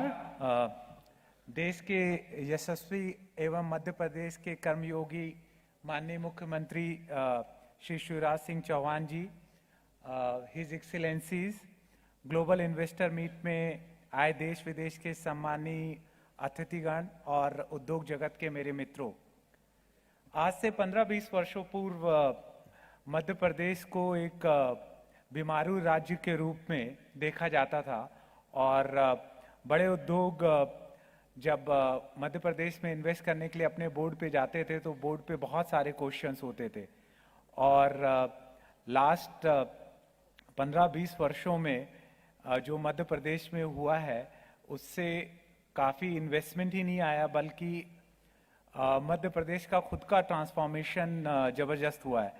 कल जब मैं airport से उतर कर आ रहा था तो मेरे साथ मेरे कोलीग प्रशांत चौबे जी थे जो मध्य प्रदेश में सागर जिले में पढ़े हैं और वो बोल रहे थे वो 12वीं कक्षा में जब पढ़ते थे और भोपाल उनको आना होता था तो पूरा दिन लग जाता था।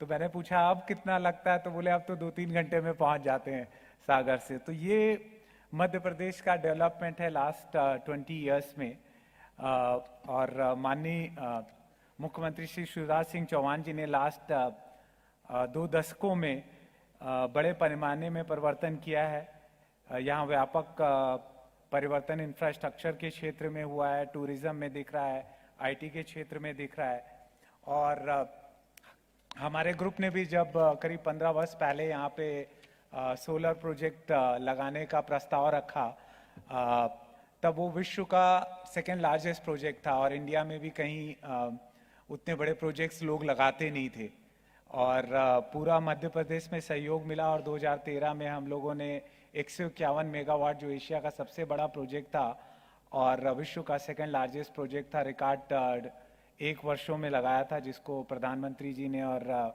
मुख्यमंत्री जी ने उद्घाटन भी किया था नीमच जिले में। अब हमारा ग्रुप आगर में प्रोजेक्ट लगा रहा है करीब 1200 करोड़ का और करीब 1000 मेगावाट के और सोलर के प्रोजेक्ट हम डिफरेंट एरिया में मध्य प्रदेश के लगा रहे हैं और मध्य प्रदेश में हमारा सबसे बड़ा प्रोजेक्ट आ रहा है इंटीग्रेटेड solar manufacturing में. So right from silicon to module manufacturing, we are sitting near Indore, and this will be one of the largest investment of Avada Group. In first phase, we are setting up 5 gigawatt of cell to module factory, and then going all the way to silicon and sand. And the reason we chose Madhya Pradesh is readily availability of land, water, access, and the biggest advantage is the talent pool. When we looked at few other states and we had to relocate people people were easily comfortable relocating to Indore compared to some other smaller towns, and that clicked in its favor to select Madhya Pradesh as the destination for our very large project. And this will be one of its kind, and probably in a few years when it will be operational, it will be the fully integrated facility. We are also encouraging our suppliers ecosystem to come and co-invest because we'll need a lot of supply for glasses, frames, and many other components to set up their whole ecosystem along with us here. So not only we are successful, but it also helps Madhya Pradesh to attract more investment.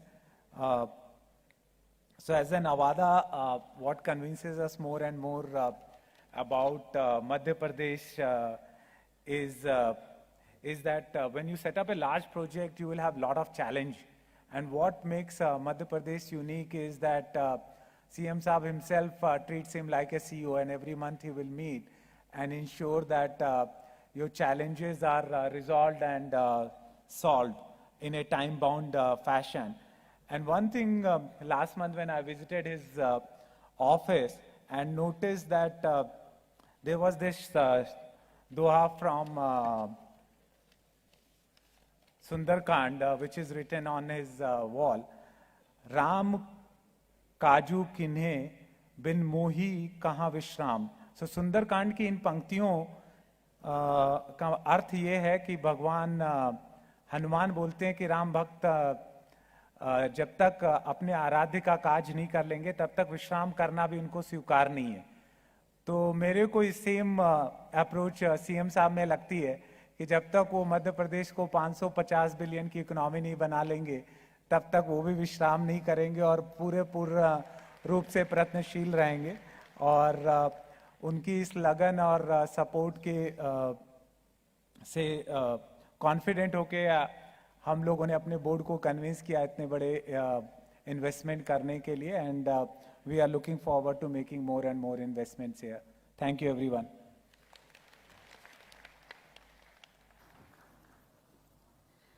बहुत बहुत धन्यवाद sir. माननीय मुख्यमंत्री जी के लिए आपकी जो मन की बात है वो हमारे साथ साझा करने का, और आपका जो अब मध्य प्रदेश को संभावनाओं का प्रदेश देखते हैं. अब मैं आमंत्रित करती हूँ श्री प्रणव अदानी जी को, managing director Adani agro oil gas limited.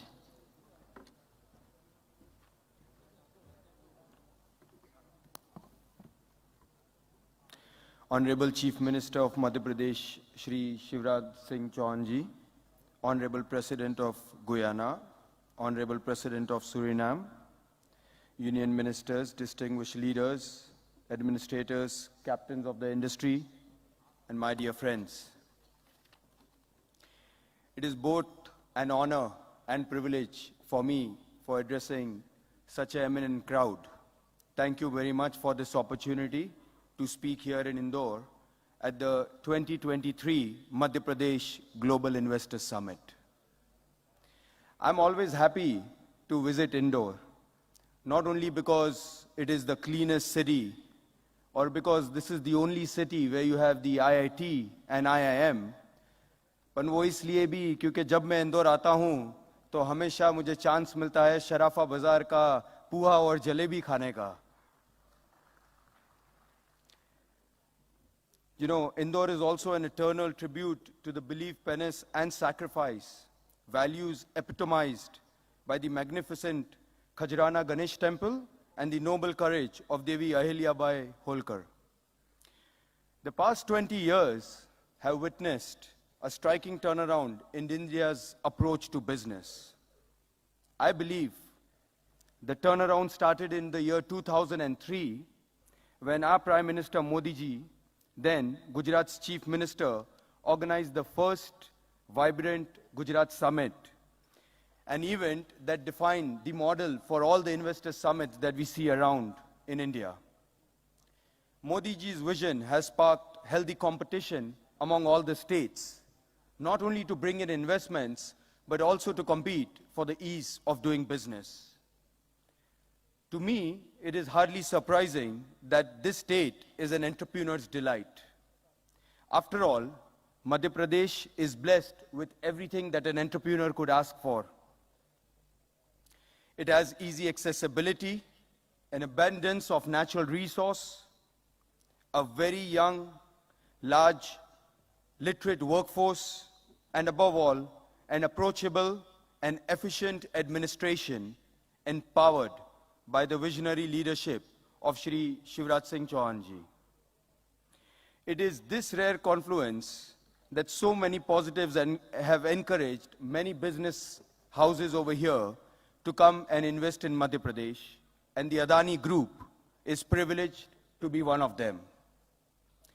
Honorable Chief Minister, let me now present an overview of what the Adani Group is doing in Madhya Pradesh and what more we intend to do going forward. Our ongoing projects in Madhya Pradesh have a combined project value of rupees 27,500 crores. We are operational in a large number of sectors, including power generation and transmission, gas distribution, cement manufacturing, integrated natural resource management, roads, agri-processing, defense, logistics, irrigation, and renewable energy. I'm delighted to announce that not only will we continue our investments in all these sectors, but we will also significantly expand our presence in Madhya Pradesh. Our commitment to the state will see us investing in excess of rupees 60,000 crores in a wide variety of projects and sectors, which I anticipate will not only create thousands of direct and indirect jobs, but will also help reshape the economic outlook of several major districts. Close to Indore, our road teams is four-laning the Nanasa-Pitgaon section of National Highway 47. We have taken up the Shakar-Pench Link Combined Project, a massive piped pressurized water micro-irrigation system. As one of the largest buyers of agriculture commodities in Madhya Pradesh, we are planning to set up a food park and expand our existing logistics network with silos, warehousing, and multimodal logistic parks at 6 locations, which are Dhar, Guna, Damo, Ujjain, and 2 sites here in Indore.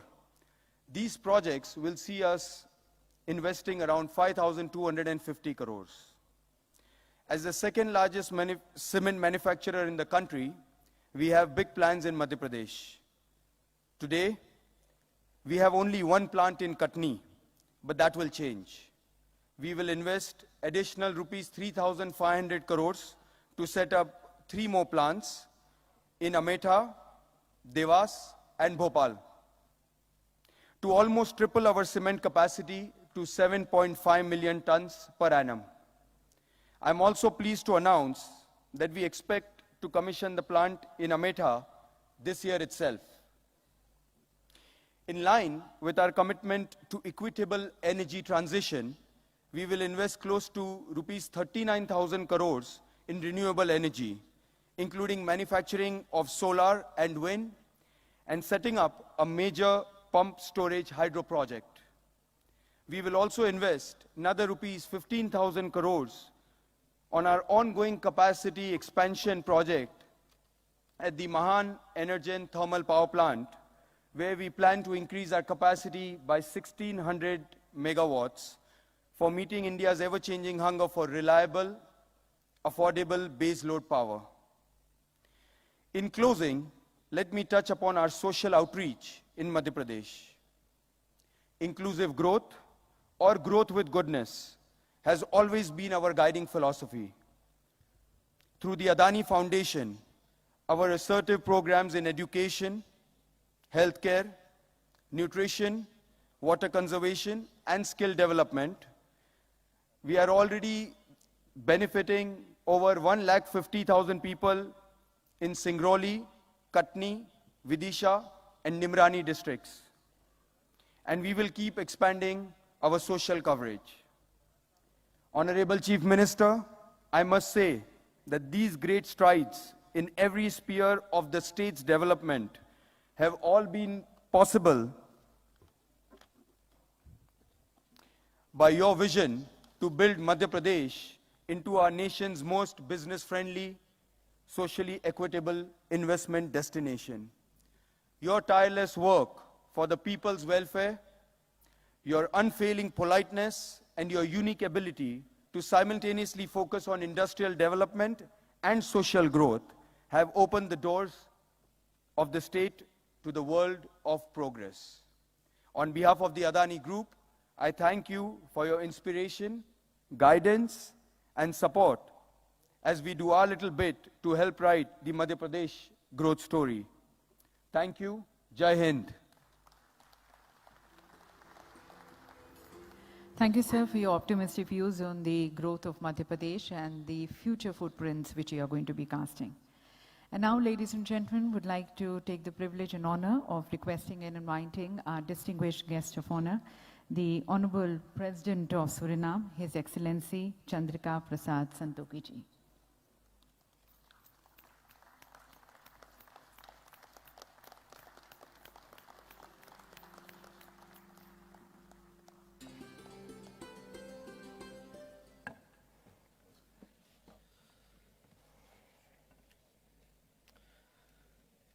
Thank you. Chief Minister Shivraj Singh Chauhan, President of Guyana, Honorable Excellencies, distinguished ministers, distinguished guests, and a special welcome to the business community from India and all over the world. Ladies and gentlemen, आदरणीय उपस्थित भाई और बहनों, मेरा तरफ से नमस्कार. Good afternoon. I am pleased to deliver the keynote address at this Global Investors Summit.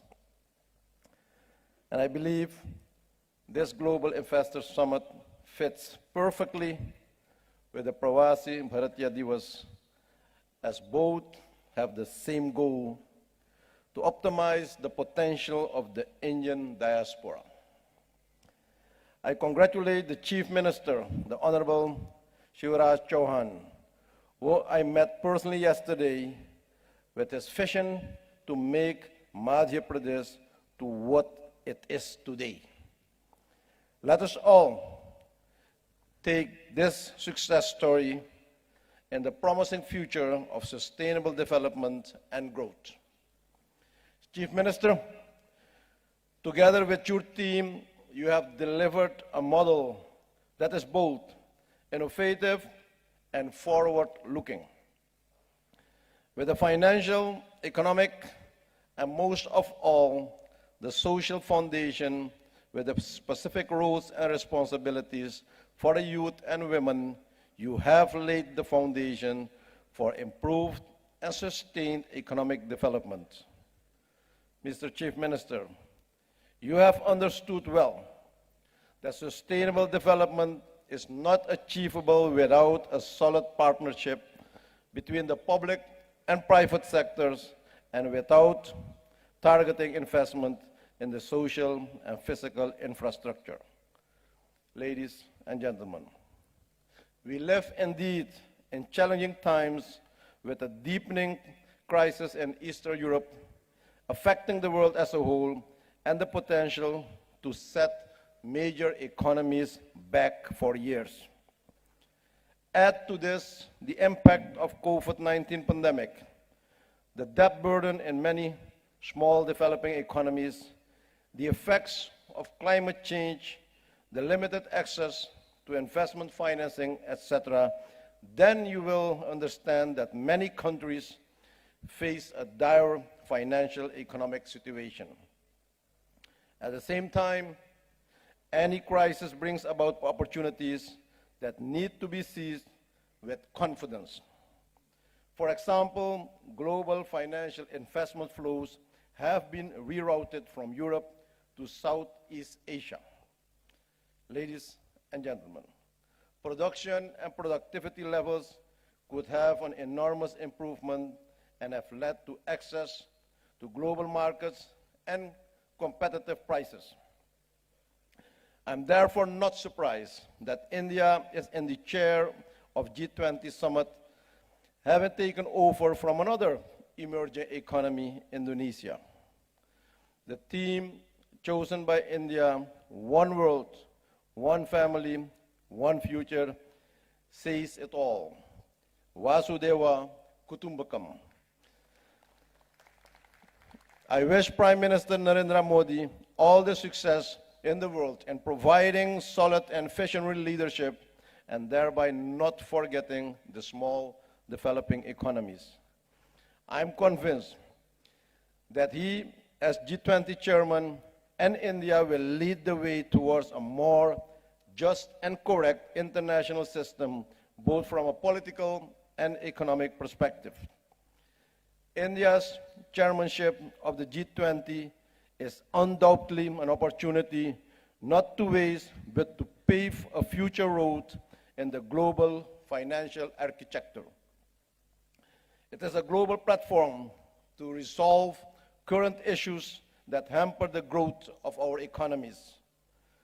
My country, Suriname, therefore supports India in its bid to a non-permanent seat in the United Nations Security Council at the United Nations.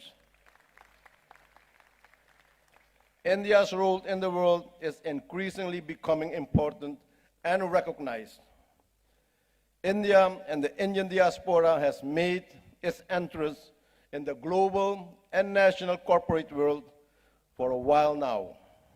But lately, we have seen an increase in the selection and presence of Indians in leadership positions in many large companies.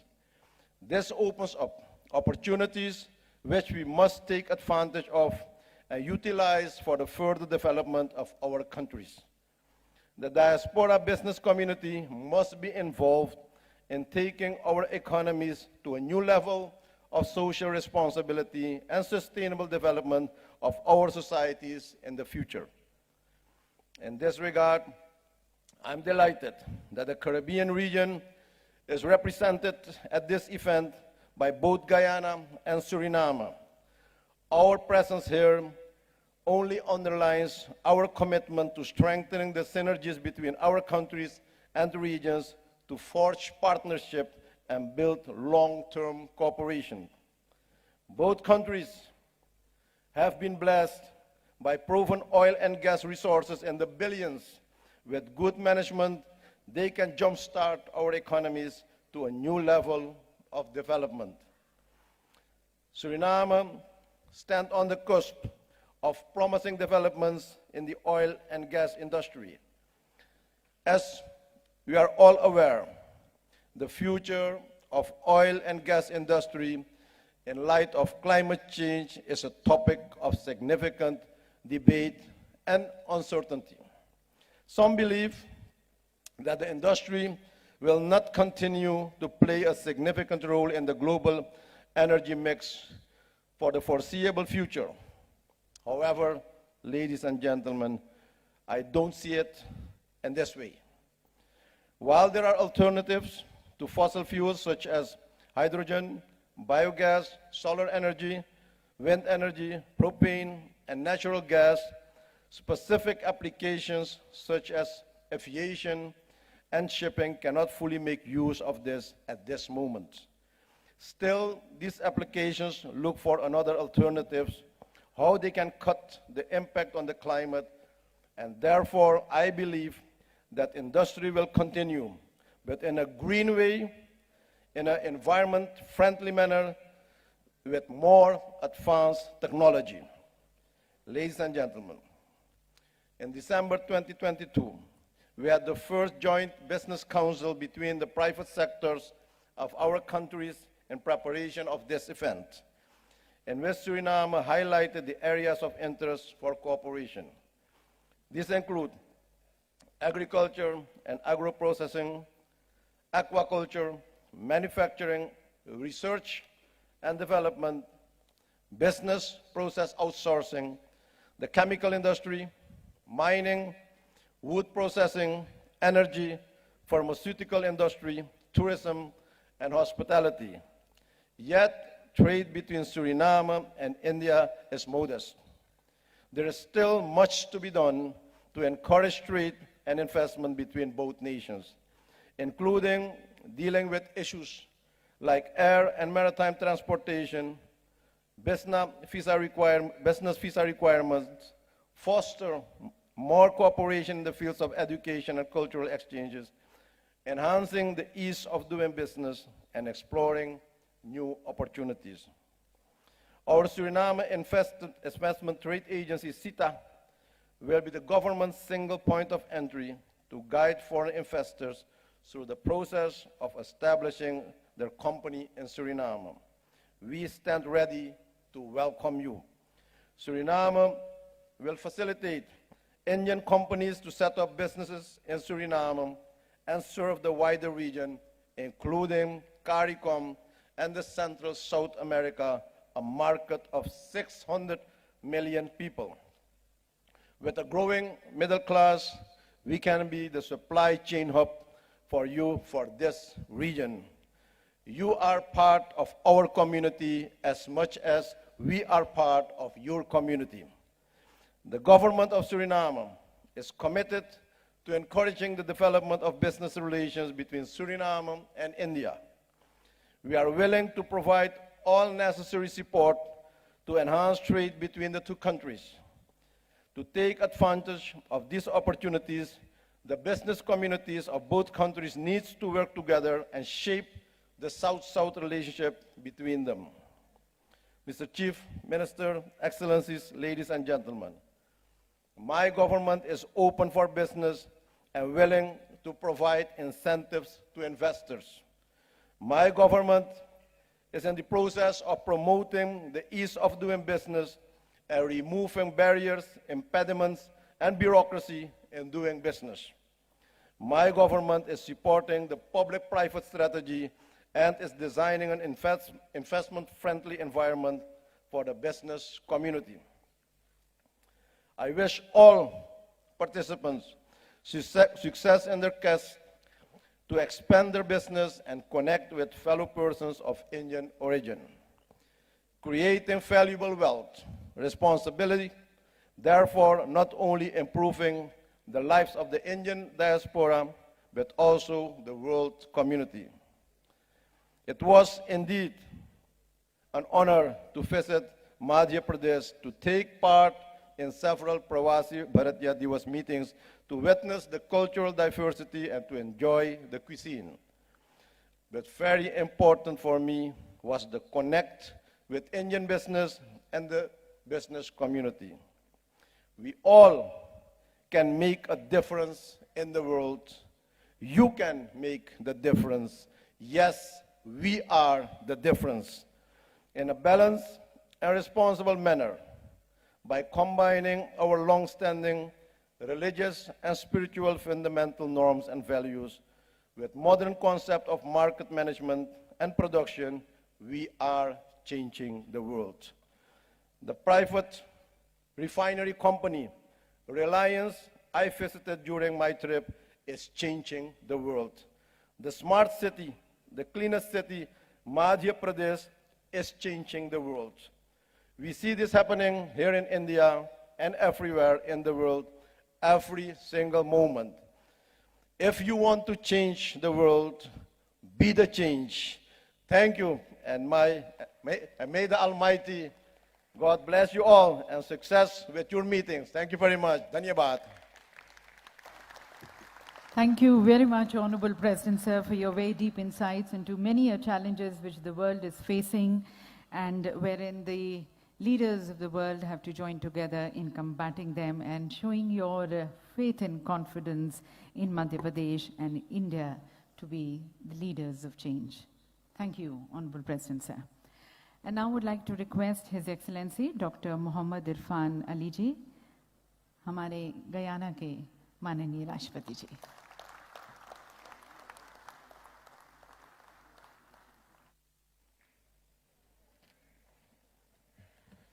Thank you very much. My dear friend, President Santokhi, Prime Minister Modi, Union Ministers, Chief Minister, and members of the Madhya Pradesh Cabinet and Government, distinguished ladies and gentlemen.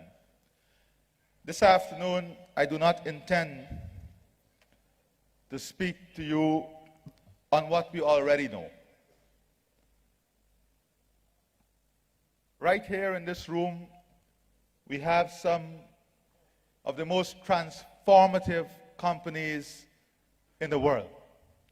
Companies that have established global footprint. They have done it. They have proven to the world that they are successful at what they do. And I think we ought to applaud the Indian private sector for the role they are playing in world development. But none of this could have occurred without the right ecosystem, the right investment environment, the right policies and programs to stimulate the investment and growth. And that is where the role of good governance and good policy making comes in. And we must applaud the government of India, and here in Madhya Pradesh, his chief minister and his cabinet, for the type of policies and programs they have instituted to ensure this growth and development that we are seeing. You know, many of you may look at my own country, Guyana, and say we have a very small population. I want to position to you this morning that that is true. But also remember that the UAE and Qatar, look at their population and look at where they are today.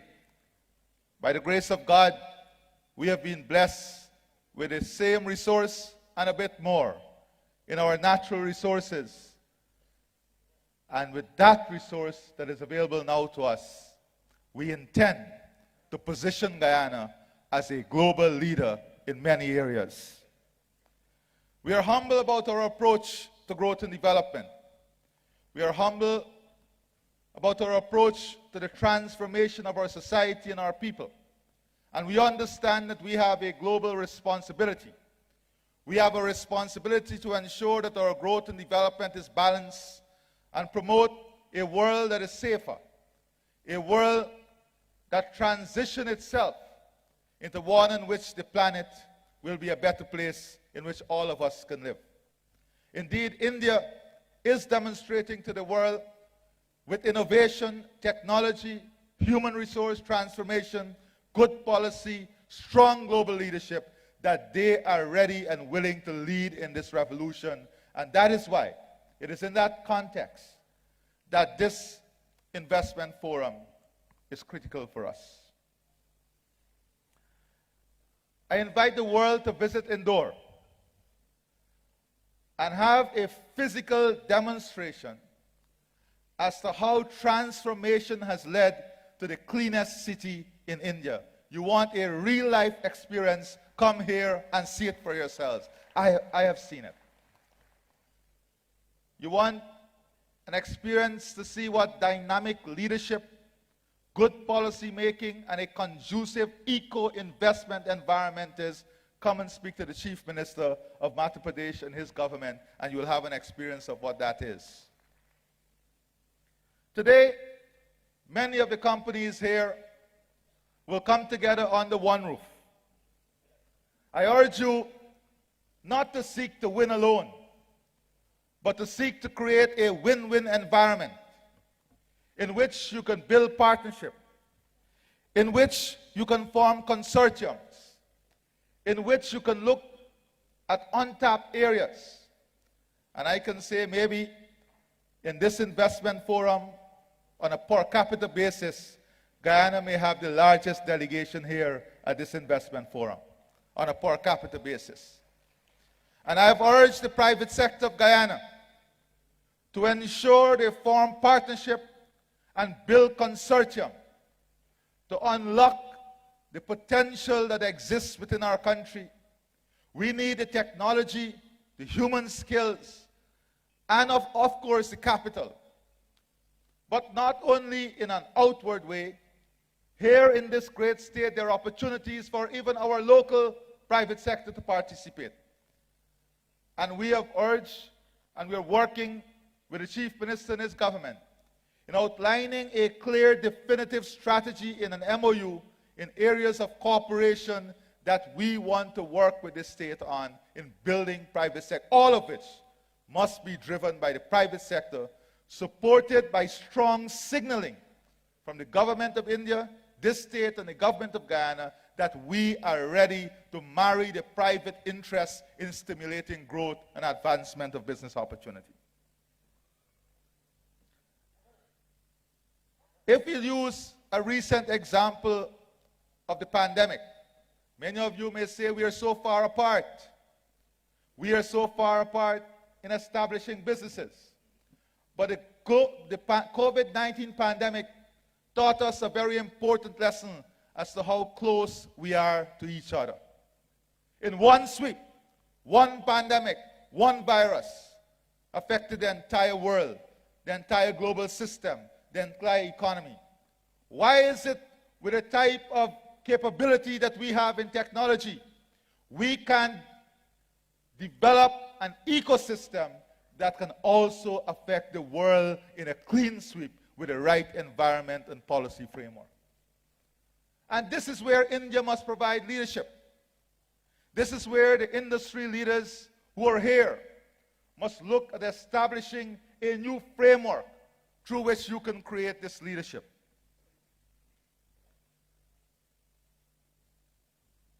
Today, there is need for a new global investment order. A new global investment order that seeks to create a win-win situation between states, that seeks to harmonize strategies and policy making, that seeks to have greater market integration, that seek to have greater people integration, that seek to create a more balanced, compatible policy environment, and one in which we can match our strategies of development. Guyana, India, and this state that we are in today, when you look at the commonality of the vision and the goals that we want to achieve, we can have a clear match of strategy, a clear match of policy that gives the private sector the level of predictability and comfort that they require to make long-term investment. And that is why the policymakers are important to these forums. We are embarking on building the services sector in Guyana and in the region. The CARICOM region, or the Caribbean region, may seem small in population, but it is the most influential tourism market in the world. This market requires people, services, financial services, hospitality services, health services, educational services. India, you are positioned in a way better than any other to be the leader in the provision of these services to support the ecosystem. And I invite you to look at the opportunities as it exists in positioning yourself as the strongest player in providing human resource capacity, capability, and competence in servicing these industries in the region. Our aspirations align in technology, food production, energy security, human resource development, natural resource, climate change, security, and of course, I want to spend just a few minutes on outlining to you how Guyana is advancing itself, not to be a player, but to be an important cornerstone in every single area that I've just mentioned. In relation to climate services, our forest stores 19.5 gigatons of carbon. As a country, all of our carbon in that forest is now R3 certified, which means that entire carbon footprint is now available for sale. It has been certified even to be used in the greatest sector, the aviation sector. As a small country, we have recently signed the first and largest deal on the global market for carbon credit with an end user, and much more than that, an end user who's an oil company, Hess Incorporation. We are positioning ourselves to be a leader on climate services, ecological service, biological services. And we invite you to be part of this transformation. Much more than this, because of our rich arable lands, abundance of fresh water, and our geographic positioning, we have the capability and the opportunity not to be a player, but to be the leader in food production and food security for the region in which Guyana sits. And we invite the Indian private sector to look at this opportunity that gives them access to a market of more than 400 million people. We have all the investment vehicle tools that you have here. And we are ready to deploy it so that you can position yourself in a new market that offers exciting opportunity.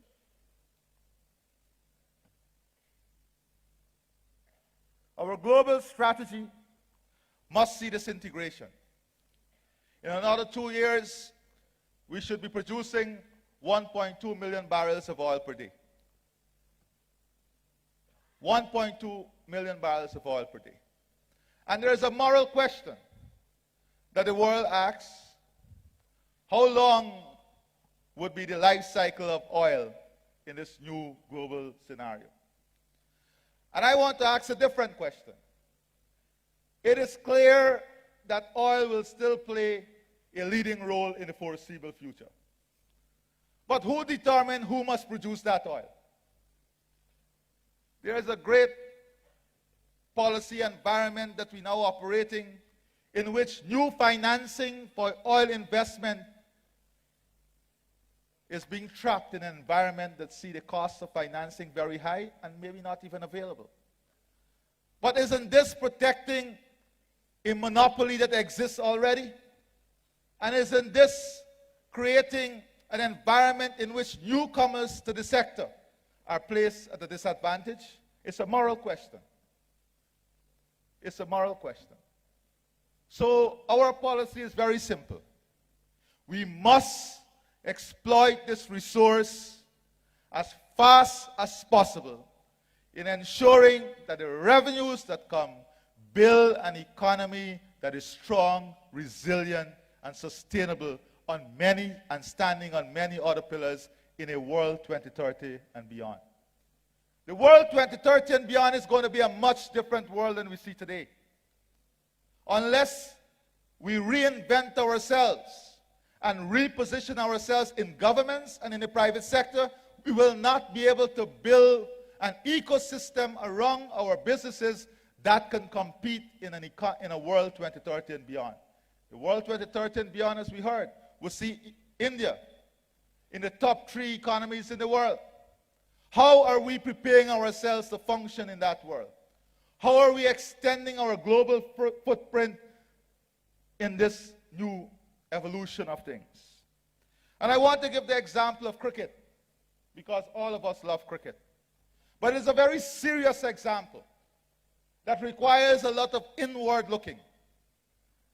We are working on a plan now to position Guyana as a major destination for world cricket. I've recently brought in Sir Clive Lloyd, and I'm working now, negotiating with a major Indian cricketing name to position Guyana as a mecca of cricket in the geographic location we are in. close to North America, close to the US and Canada. I want to remind the Indian Cricket Board that not so long ago there were other powers who were the big players and movers of cricket. Because of innovation and forward planning, you have been able to take that position in global cricket. But if you do not continue to innovate and position yourselves, you'll be making a big mistake. One of the biggest mistakes that these powers of cricket made was to have too much inward-looking policies, trying to capture only a segment.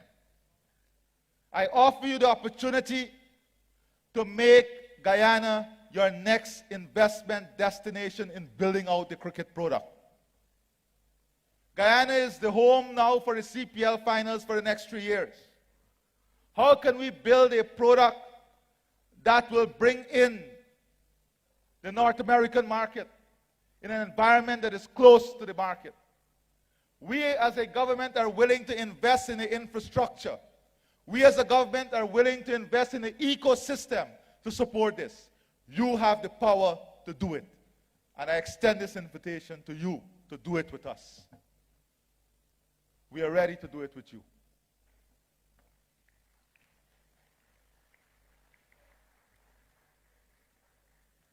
As we work together in promoting a world in which we want to see a difference, today we have an auction that is advertised internationally for 14 more oil blocks, and of course investment in gas. I invite the Indian private sector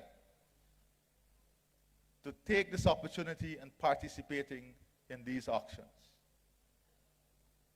I invite you to work with us as we build an economy that is standing on many pillars: health and educational services, infrastructure transformation, climate services, energy security, not only for Guyana but for the entire region, food security, and human resource transformation. Together we can make everything possible. The great leadership that India offers the world is based on the exceptional human resource pool that you have. It is based on the exceptional innovation and technology that you deploy globally. I offer you Guyana as a geographic space in which you can expand this reach. I thank you and God bless you. Thank you very much, Honorable President, sir, for your very encouraging, inspiring, and motivating address, inspiring, motivating everyone towards a shared effort, shared growth, and shared prosperity. And ladies and gentlemen, I would now like to request Shri Nadir Godrej, the Chairman and Managing Director, Godrej Industries Limited, for his views and commitments.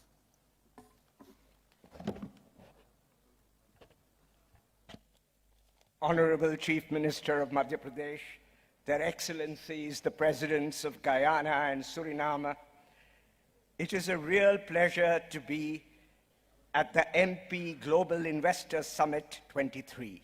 And of course, I'm truly delighted that I've been cordially invited as a special honored guest to a state that aspires to be the best.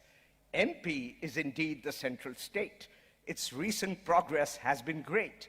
Now, ever since our liberalization, we've had rapid growth in our nation. This is a fact that is well known, and the Godrej Group has also grown. A major investment was therefore done in Malanpur way back in '91. Till now, the investment several hundred crore. This year, we've added significantly more. For GCPL, Godrej Consumer Products, this is a major base, and it could well be the case that as we look for an expansion site, Malanpur itself might prove to be right. Indeed, if we are enticed to go there, Malanpur could have the lion's share. I'm sure you think it's very nifty that our employment is 1,250.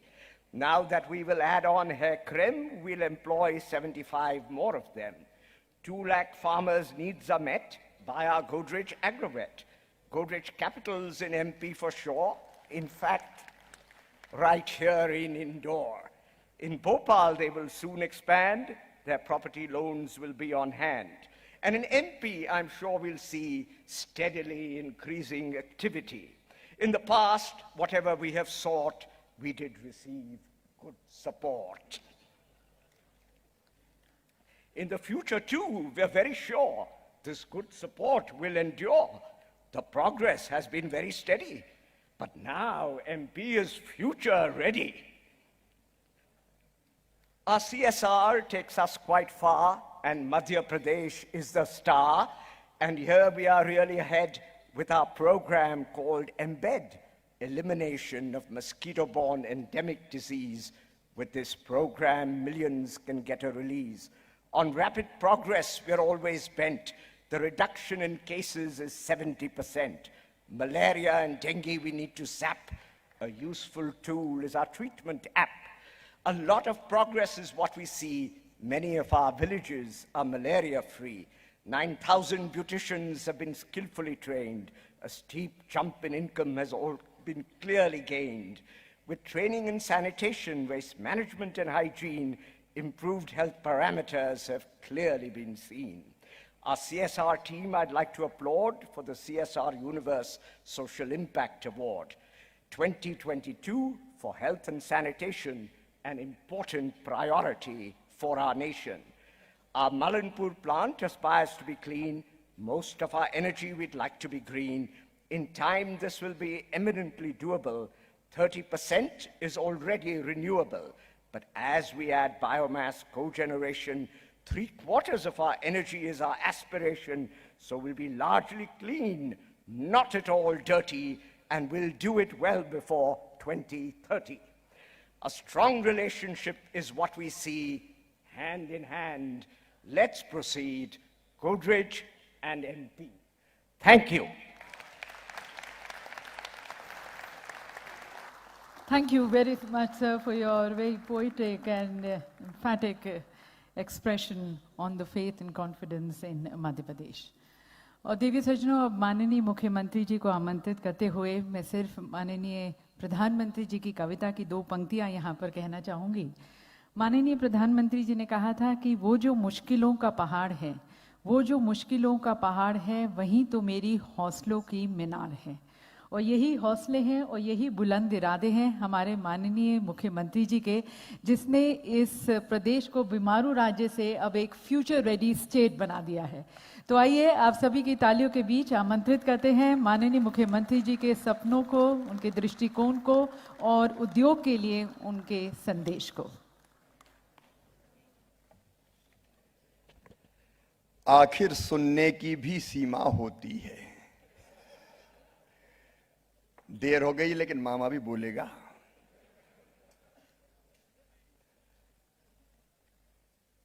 हमारे बीच उपस्थित president of Guyana doctor Mohammad Irfan Ali ji, president of Suriname Shri Chandrika Prasad Santokhi ji, मैं माफी चाहता हूं, भरा पूरा मंच है, लेकिन अब समय इसकी इजाजत नहीं दे रहा कि मैं सबको नाम से संबोधित करूं। आप भी सहमत होंगे, इसलिए मंच पर विराजमान हमारे गेस्ट ऑफ ऑनर, हिंदुस्तान के चमकते हुए सितारे उद्योग जगत के यहां बैठे हुए हैं। ऐसे हमारे सभी जिन्हें देश का गौरव बढ़ाया है उद्योगपतिगण, और यहां केवल भारत के नहीं, मुझे बताते हुए खुशी है, ये ग्लोबल इन्वेस्टर समिट सचमुच में ग्लोबल है। 10 partner country, Japan, Canada, Netherlands, Guyana, Mauritius, Bangladesh, Zimbabwe, Suriname, Panama, Fiji. Guyana और सूरीनाम के तो माननीय राष्ट्रपति जी आए, लेकिन पनामा की विदेश मंत्री मॉरिशस के वित्त मंत्री, बांग्लादेश के वाणिज्य मंत्री, जिम्बाब्वे के खनिज मंत्री, वो भी इस समिट में भाग ले रहे हैं। दुनिया के 33 देशों के या तो एम्बेसडर हैं या काउंसलेट जनरल है। 84 देशों के 431 अंतरराष्ट्रीय बिजनेस डेलीगेट्स आए हैं। 2 एक्सपोर्ट प्रमोशन काउंसिल और 10 बायलैटरल ट्रेड ऑर्गेनाइजेशन इस समिट में शामिल हैं। मित्रों, यहां 1 to 1 भी आपके बीच भी होगा, बायर सेलर मीट भी है और अंतरराष्ट्रीय प्रदर्शनी में 15 देशों ने स्टॉल अपने लगाए हैं। बायर सेलर मीट के भी 364 अंतरराष्ट्रीय बायर समिट में आ रहे हैं। तो सचमुच में ये इन्वेस्टर समिट ग्लोबल है, ग्लोबल। और भारत का सोच तो हजारों वर्ष पहले से ग्लोबल है। हजारों साल पहले इस देश ने कहा, एकम सद विप्रा बहुधा वदंती, सत्य एक है लेकिन विद्वान उसको अलग अलग तरीके से बताते हैं। यहां वसुदेव कुटुंबकम की बात हो रही थी। भारत ने हजारों साल पहले कहा, अयम निजम परा वेत्ति गणना लघु चेत साम उदार चरिता नाम तो वसुदैव कुटुंबकम। ये मेरा है, ये तेरा है, ये सोच छोटे दिल वालों का है। जो विशाल हृदय के होते हैं वो तो कहते हैं सारी दुनिया ही एक परिवार है। ये सारी दुनिया एक परिवार है और इसलिए दुनिया भर के 84 देशों से आए हुए सभी प्रतिनिधियों का मैं मध्य प्रदेश की इस पवित्र धरती पर हृदय से स्वागत करता हूं, हृदय से अभिनंदन करता हूं। अभी हमारे जब उद्योगपति मित्र बोल रहे थे तब वो चर्चा कर रहे थे, पहले मध्य प्रदेश कैसा था। विशेषकर फिरोदिया साहब बहुत पहले से यहां थे। उन्होंने बताया कि टूटी फूटी सड़कें, ये बात सही है कि एक जमाना था जब मध्य प्रदेश बीमारू राज्य कहा जाता था। मैंने एक बार अमेरिका में कहा और इंदौर के सुपर कॉरिडोर को देख के कहा था कि हमारी सड़कें तो अमेरिका से अच्छी हैं। तो कुछ लोगों ने हल्ला मचा दिया। हम नहीं कह रहे, जमाना कह रहा है। कल हमारे जो प्रवासी भारतीय आए थे उनमें से अनेकों ने कहा, लंदन वालों ने कहा इंदौर की सड़कें तो लंदन से ज्यादा अच्छी है। हम नहीं कह रहे, अब लोग कह रहे हैं। इंदौर 6वीं बार क्लीनेस्ट सिटी है और ये 6वीं हमारी इन्वेस्टर समिट हो रही है। मध्य प्रदेश भी क्लीनेस्ट स्टेट है हिंदुस्तान की। हम सबसे स्वच्छतम राज्य है। एक जमाना था जब सचमुच में मध्य प्रदेश बीमारू स्टेट था, लेकिन आज मुझे कहते हुए प्रसन्नता है, मध्य प्रदेश की ग्रोथ रेट करंट प्राइजेज पे 19.76% है, देश में सबसे ज्यादा। अब हम तेज गति से आगे बढ़ रहे हैं। भारत की जीएसडीपी में हमारा योगदान पहले केवल 3.6% था, 3.6%, अब बढ़कर हो गया 4.6%। कभी हमारी कुल जीएसडीपी हुआ करती थी 1 लाख करोड़ के आसपास, आज 12 लाख करोड़ के पार निकल गए हैं। पर कैपिटा इनकम कभी मध्य प्रदेश की थी 13,000 रुपया, अभी बढ़ के 1,37,000 हुई है। लेकिन इससे हमें चैन नहीं है, संतोष नहीं है। इसलिए तो हम दिन और रात काम कर रहे हैं, इससे आगे और आगे हमें ले जाना है। मित्रों, हमारा एक्सपोर्ट इस साल 60,000 करोड़ से ज्यादा का हुआ है।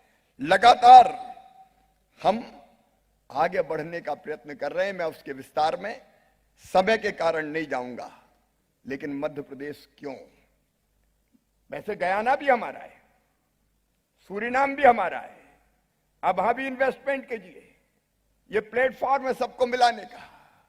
भारत में इन्वेस्टमेंट आए। हमारे प्रधानमंत्री जी ने कहा है $5 ट्रिलियन की इकोनॉमी बनाना है हिंदुस्तान को 2026 तक। हमने तय कर दिया मध्य प्रदेश को $550 बिलियन की इकोनॉमी हम बनाएंगे और इसलिए दिनों रात हम काम करने का प्रयास कर रहे हैं। मध्य प्रदेश में अगर सुविधाओं की दृष्टि से आप देखें तो नंबर 1, मैं बहुत विस्तार में आज नहीं जाऊंगा, हमारे पास उद्योगों के लिए जमीन की पर्याप्त उपलब्धता है। 2 लाख एकड़ का लैंड बैंक है हमारे पास, और यहां जो इन्वेस्टर आए हैं वो मैप पे उंगली रख के हमको बता दें कि यहां जमीन चाहिए, हम उनको 24 आवर्स में आवंटित करके दे देंगे। कोई दिक्कत और परेशानी नहीं, पर्याप्त जमीन है हमारे पास। कोई जमाना था जब बिजली आती कम थी, जाती ज्यादा थी, लेकिन अब 24/7 पावर है हमारे पास। मध्य प्रदेश में 25,800 मेगावाट बिजली की स्थापित क्षमता है, उपलब्धता है। और तो और दिल्ली की मेट्रो भी मध्य प्रदेश की बिजली से चल रही है। Rewa solar power plant Delhi की मेट्रो को बिजली देता है। आपको जितनी बिजली चाहिए, हमारे पास बिजली की कोई कमी नहीं है। तीसरी चीज है पानी। रहीबन पानी, राखिए, बिन पानी सब सून, और ग्रीन हाइड्रोजन जैसे जो प्रोजेक्ट आ रहे हैं हमारे, सेमीकंडक्टर फैब, इनमें पानी बहुत अधिक लगता है। लेकिन मध्य प्रदेश में नर्मदा सहित सदा बहने वाली नदियां हैं, और नदियों के जल को भी हमने समुद्र में नहीं जाने दिया, जगह जगह बांध बना कर रोक दिया है। जितना पानी चाहिए, मध्य प्रदेश पानीदार प्रदेश है, पानी की कोई कमी नहीं है हमारे यहां। एक बात और, मध्य प्रदेश शांति का टापू है, शांति का टापू। एक जमाना था जब चंबल के बीहड़ों में डकैतों का आतंक था। जब हमने सरकार बनाई तो साफ कह दिया, मध्य प्रदेश में या तो डाकू रहेंगे या शिवराज सिंह चौहान रहेगा, दोनों एक साथ नहीं रह सकते। 1 साल में सारे डकैतों का सफाया हो गया था। उसके बाद से डकैत पनप नहीं पाए हम कभी भी। यहां कोई लॉ एंड ऑर्डर की सिचुएशन खराब नहीं है, बहुत बेहतर है। अब इंदौर में हमने प्रयोग किया, 24 घंटे दुकान खोलो जी, सराफा हमारा 24/7 जैसा खुलता है। रात को 2 बजे जाते हैं लोग सराफे में खाने। कोई कानून और व्यवस्था की स्थिति नहीं, शांति का टापू अपना मध्य प्रदेश। फिर एक बड़ी बात, skilled man power. Madhya Pradesh में उसकी कोई कमी नहीं है। एक तो हमारी जनता बहुत अच्छी है जी, सचमुच में, ना कोई पूरब का है, ना कोई पश्चिम का है, ना कोई उत्तर का है, ना कोई दक्षिण का है। जो मध्य प्रदेश में आता है वो बस मध्य प्रदेश का होके रह जाता है, जैसे दूध में मिलके शक्कर एक हो जाती है। हर एक को सहयोग करने का काम करते हैं हम, और इसलिए यहां कोई भी दिक्कत और परेशानी नहीं होती। स्किल्ड मैन पावर हमारे, और नहीं है तो हम तैयार कर देंगे जी। ग्लोबल स्किल पार्क बना रहे हैं हम भोपाल में। हमारी ITI को आइडियल बनाने का हमने प्रयास किया है, और उद्योगों से हमने कहा है कि अगर आप चाहें तो आए, जैसी स्किल्ड मैन पावर चाहिए सरकार के साथ मिलकर तैयार करें, हम आपके साथ खड़े हैं। आप जो बैठे हैं मंच पे और नीचे, ये मध्य प्रदेश के विकास के भागीदार हैं। लेकिन ये सब चीजें हो और ईज ऑफ डूइंग बिजनेस ना हो तो भी बड़ी दिक्कत होती है। समिट में तो कह देते हैं आओ स्वागत है, और एक बार आ गए तो कई बार फंसा हुआ महसूस करते हैं कि कहां फंस गए। लेकिन ईज ऑफ डूइंग बिजनेस में, गुड गवर्नेंस की अभी रैंकिंग हुई हिंदुस्तान में, मध्य प्रदेश का स्थान नंबर 1 पे है, नंबर 1 पे है। हमारी पूरी ब्यूरोक्रेसी आपको सपोर्ट करती। मेरे मंत्री बैठे हैं, ऊपर भी बैठे हैं राज्यवर्धन दत्तीगांव, नीचे भी मंत्री यहां उपस्थित है। अभी सेक्टोरियल प्रेजेंटेशन होंगे अलग अलग सेक्टर के, मंत्री खुद आपको सहयोग करेंगे, अधिकारी आपको खुद सहयोग करेंगे। परेशान किसी भी कीमत पर नहीं होने देंगे। और मध्य प्रदेश में इसके आगे जाके देखें तो मैं केवल CM नहीं, CEO भी हूं मध्य प्रदेश का। हर सोमवार को, एवरी मंडे, मैं मिलने के लिए उद्योगपतियों से स्वयं भी समय अलग निकाल के रखता हूं। यह अद्भुत प्रदेश है सचमुच में मध्य प्रदेश। यहाँ जन संपदा, यहाँ वन संपदा, यहाँ खनिज संपदा। खनिज संपदा की बात करें तो अलग अलग खनिज मध्य प्रदेश में आपको मिलेंगे। यहाँ हीरा है, यहाँ कोयला है, यहाँ डोलोमाइट है, यहाँ लाइमस्टोन है, यहाँ मैग्नीज है। एक नहीं, अनेकों खनिजों का भंडार मध्य प्रदेश। 310 से अधिक औद्योगिक क्षेत्र है हमारे यहाँ, 10 फूड पार्क्स हैं, 5 IT सहज हैं, 2 स्पाइस पार्क हैं, 2 प्लास्टिक पार्क हैं, एक मेडिकल डिवाइसेस पार्क बन रहा है, एक पावर इक्विपमेंट मैन्युफैक्चरिंग जोन हम बना रहे हैं, 4 IT पार्क और बना रहे हैं। इसके अलावा EV park, pharma park, textile park, garment units के लिए plug and play zone, semiconductor park, और अगर कुछ बनवाना हो तो बता दो, हम वो भी हम बना देंगे। हम तैयार हैं, क्योंकि जो है केवल उसी की बात नहीं कहेंगे, जो चाहिए उसकी भी बात कहेंगे, क्योंकि हमें करना ही है। निवेश की दृष्टि से अभी आपने देखा, हमारे उद्योगपति मित्र स्वयं बता रहे थे, इसलिए मैं उसके विस्तार में नहीं जाना चाहता। हमारे फोकस के सेक्टर्स भी आपके सामने आइए। 251 खदानें हैं हमारे यहाँ, सिलिका, लाइमस्टोन, और एक बात और राज्य की बता दूं, मध्य प्रदेश में कई स्ट्रेटेजिक रॉ मटेरियल्स का उत्पादक है। यहाँ कई ऐसे रॉ मटेरियल्स उपलब्ध हैं जो रक्षा और एयरक्राफ्ट के उपकरण बनाने में उपयोगी हैं, जैसे copper, molybdenum, rock phosphate, uranium और प्लेटिनम जैसे रेयर मेटल्स की संभावनाओं को भी हम एक्सप्लोर कर रहे हैं, लगातार हम देख रहे हैं। फूड प्रोसेसिंग की दृष्टि से अगर देखें, एग्रो प्रोसेसिंग की दृष्टि से मध्य प्रदेश को देखें तो 11 हमारे यहाँ जलवायु क्षेत्र है और भारत की खाद्य राजधानी के रूप में उभरा है मध्य प्रदेश। एक जमाना था जब हमारे पास गेहूं की शॉर्टेज होती थी, लेकिन आज पिछले साल ही 1,29,00,000 मीट्रिक टन गेहूं हमने खरीदा था और इस साल हमने 15 लाख मीट्रिक टन गेहूं एक्सपोर्ट किया। वो तो भारत सरकार ने रोक दिया कि नहीं अब एक्सपोर्ट नहीं करना है, क्योंकि देश में जरूरत है। नहीं तो गेहूं के भंडार हमने भरे, चावल के भंडार हमने भरे, सोयाबीन, सोया स्टेट है मध्य प्रदेश।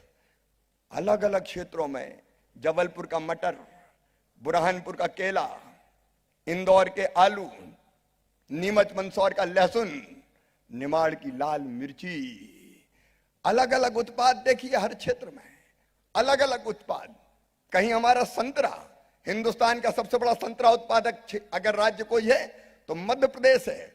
अलग अलग क्षेत्रों में अलग अलग चीजें, मुरैना भिंड की सरसों, पीला सोना, जो चाहोगे वो मिलेगा। और हमने तय किया है, मैं अपने, अरे कॉटन तो है ही, और कॉटन भी ऑर्गेनिक कॉटन अपने यहाँ है, उसकी चिंता करने की जरूरत नहीं है। टेक्सटाइल वाले, गारमेंट्स वाले इसलिए बड़ी संख्या में आ रहे हैं कि जितनी बेसिक सुविधाएं चाहिए सब मध्य प्रदेश की धरती पर है। और एक बात और हमने की, हमने कहा भैया गेहूं ज्यादा मत उगाओ, बाकी चीजें भी उगाने का काम करो।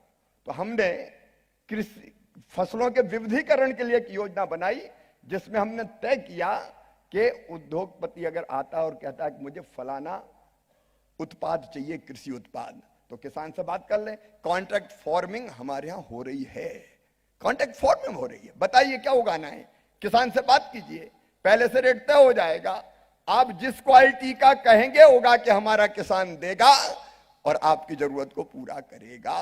सरकार, किसान और निवेशक तीनों मिलकर काम करेंगे। निवेशक को भी हम पैकेजिंग जैसे मामलों में जैसे वैसे आर्थिक सहायता देते हैं वैसे देने का काम करेंगे। और इसलिए बड़ी कंपनियां कई हमारे यहाँ काम कर रही है, आगे भी हम लगातार इस दिशा में प्रयास कर रहे हैं। फार्मा सेक्टर को मैं बधाई दूंगा मध्य प्रदेश को, कोविड में भी इनने अपनी फैक्ट्रियां बंद नहीं की, क्योंकि उस समय दवाई की जरूरत थी। तो अब फार्मा सेक्टर बहुत रिच है मध्य प्रदेश में। टेबा, SCG, मैक्लियार्ड्स, पार, अरिस्टो, सिम्बायोटेक, अल्केम, अजंता, ग्लेनमार्क, पीरामल, सिप्ला, सब कुछ तो मध्य प्रदेश में है। गयाना और सूरीनाम को जितनी दवाई चाहिए मध्य प्रदेश सप्लाई कर देगा। प्रधानमंत्री श्री नरेंद्र मोदी जी ने वैक्सीन भी सप्लाई करने का काम किया है। ये चमत्कार हुआ है तो प्रधानमंत्री नरेंद्र मोदी जी के नेतृत्व में हुआ है कि भारत ने 10 महीना में वैक्सीन बना के भारत में भी लगा दी और दुनिया के 100 देशों में भी भिजवाने का काम किया है। हमारे यहाँ फार्मेसी कॉलेज 110 से ज्यादा है, मेडिकल कॉलेज 35 हैं और खोलने जा रहे हैं। मेडिकल कॉलेज हमारे यहाँ है, मेडिकल प्रोफेशनल्स 10,000 से ज्यादा हमारे यहाँ है। हेल्थ केयर की दृष्टि से कई बड़े अस्पताल आ रहे हैं और हमारी, मैं केवल लाने की बात नहीं करता, डेडिकेटेड स्वास्थ्य नीति के माध्यम से हम आकर्षक प्रोत्साहन प्रदान करते हैं। Super speciality, multi speciality, diagnostic centre, pathology labs निर्माण करने के लिए हमारे यहाँ सुविधा दी जाती है। अनेकों निजी क्षेत्र आ रहे हैं। ऑटोमोबाइल की बात यहाँ काफी विस्तार से कही गई है, इसलिए बहुत विस्तार में मैं उसके नहीं जाऊंगा। अकेले पीथमपुर ऑटो क्लस्टर में 25,000 लोग कार्यरत है। जो आवश्यक सपोर्ट इंफ्रा चाहिए ऑटोमोबाइल सेक्टर के लिए, इंडो जर्मन टूम रूम हमारे यहाँ है, the central farm machinery training and testing institute हमारे यहाँ है, ऑटो टेस्टिंग ट्रैक हमारे यहाँ है, नेटरैक्स हमारे यहाँ है। ऑटोमोबाइल सेक्टर की वैल्यू चेन के हर स्तर जैसे कंपोनेंट मैन्युफैक्चरिंग और सहयोगी इकाइयां हमारे यहाँ स्थापित है। और अब तो ईबी का मैंने बताया वो भी हम स्थापित कर रहे हैं। टेक्सटाइल और रेडीमेड गारमेंट्स में मेरी रुचि इसलिए है कि सबसे ज्यादा रोजगार देता है, सबसे ज्यादा रोजगार देता है। और मध्य प्रदेश में बेटियां और बहनें आगे बढ़ के काम करती है। 3-3 शिफ्टों में हमारे यहाँ काम होता है। 24/7 कारखाने के चक्के चलते रहते हैं, कभी काम बंद करने की वहां जरूरत नहीं है। मध्य प्रदेश में सभी प्रकार के लूम्स कार्यरत है। वीविंग के क्षेत्र में टेक्निकल टेक्सटाइल श्रेणी के अंतर्गत भी हम तेजी से उन्नति करने का काम कर रहे हैं।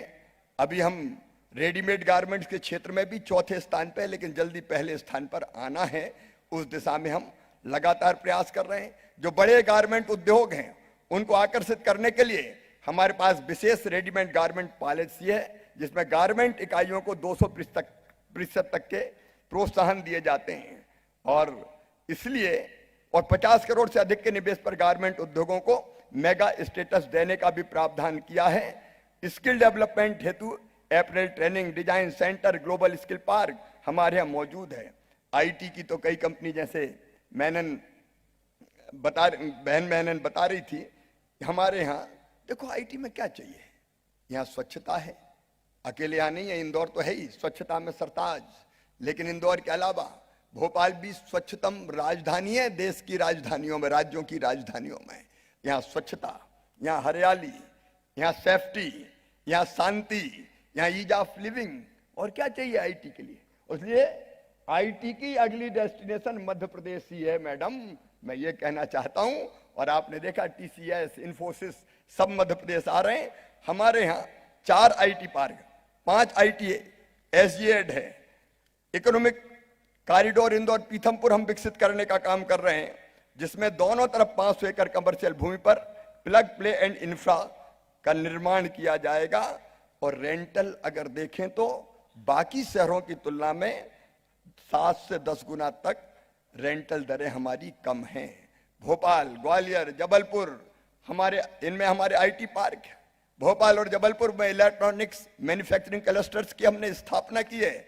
मैं और बताऊंगा तो समय बहुत लगेगा, लेकिन विशिष्ट नीति के माध्यम से आईटी बीपीओ कंपनियों को आकर्षक सुविधाएं, यहां से रियायती दरों पर भूमि, capital subsidy, training subsidy, stamp duty, registration छूट, ये सब हम देते हैं।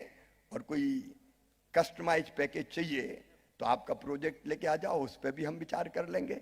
अपनी टीम के साथ हम बैठते हैं, विचार करते हैं, और अगर कोई छूट या सुविधा देनी होती तो वो देने का काम करते हैं। डिफेंस के सेक्टर में मुझे कहते हुए गर्व है, जबलपुर, ग्वालियर, इटारसी, कटनी में डिफेंस इक्विपमेंट प्रोडक्शन और अनुसंधान के कई उपक्रम संचालित है। जबलपुर में ordnance factory, vehicle factory, grey iron foundry, gun carriage factory स्थापित है।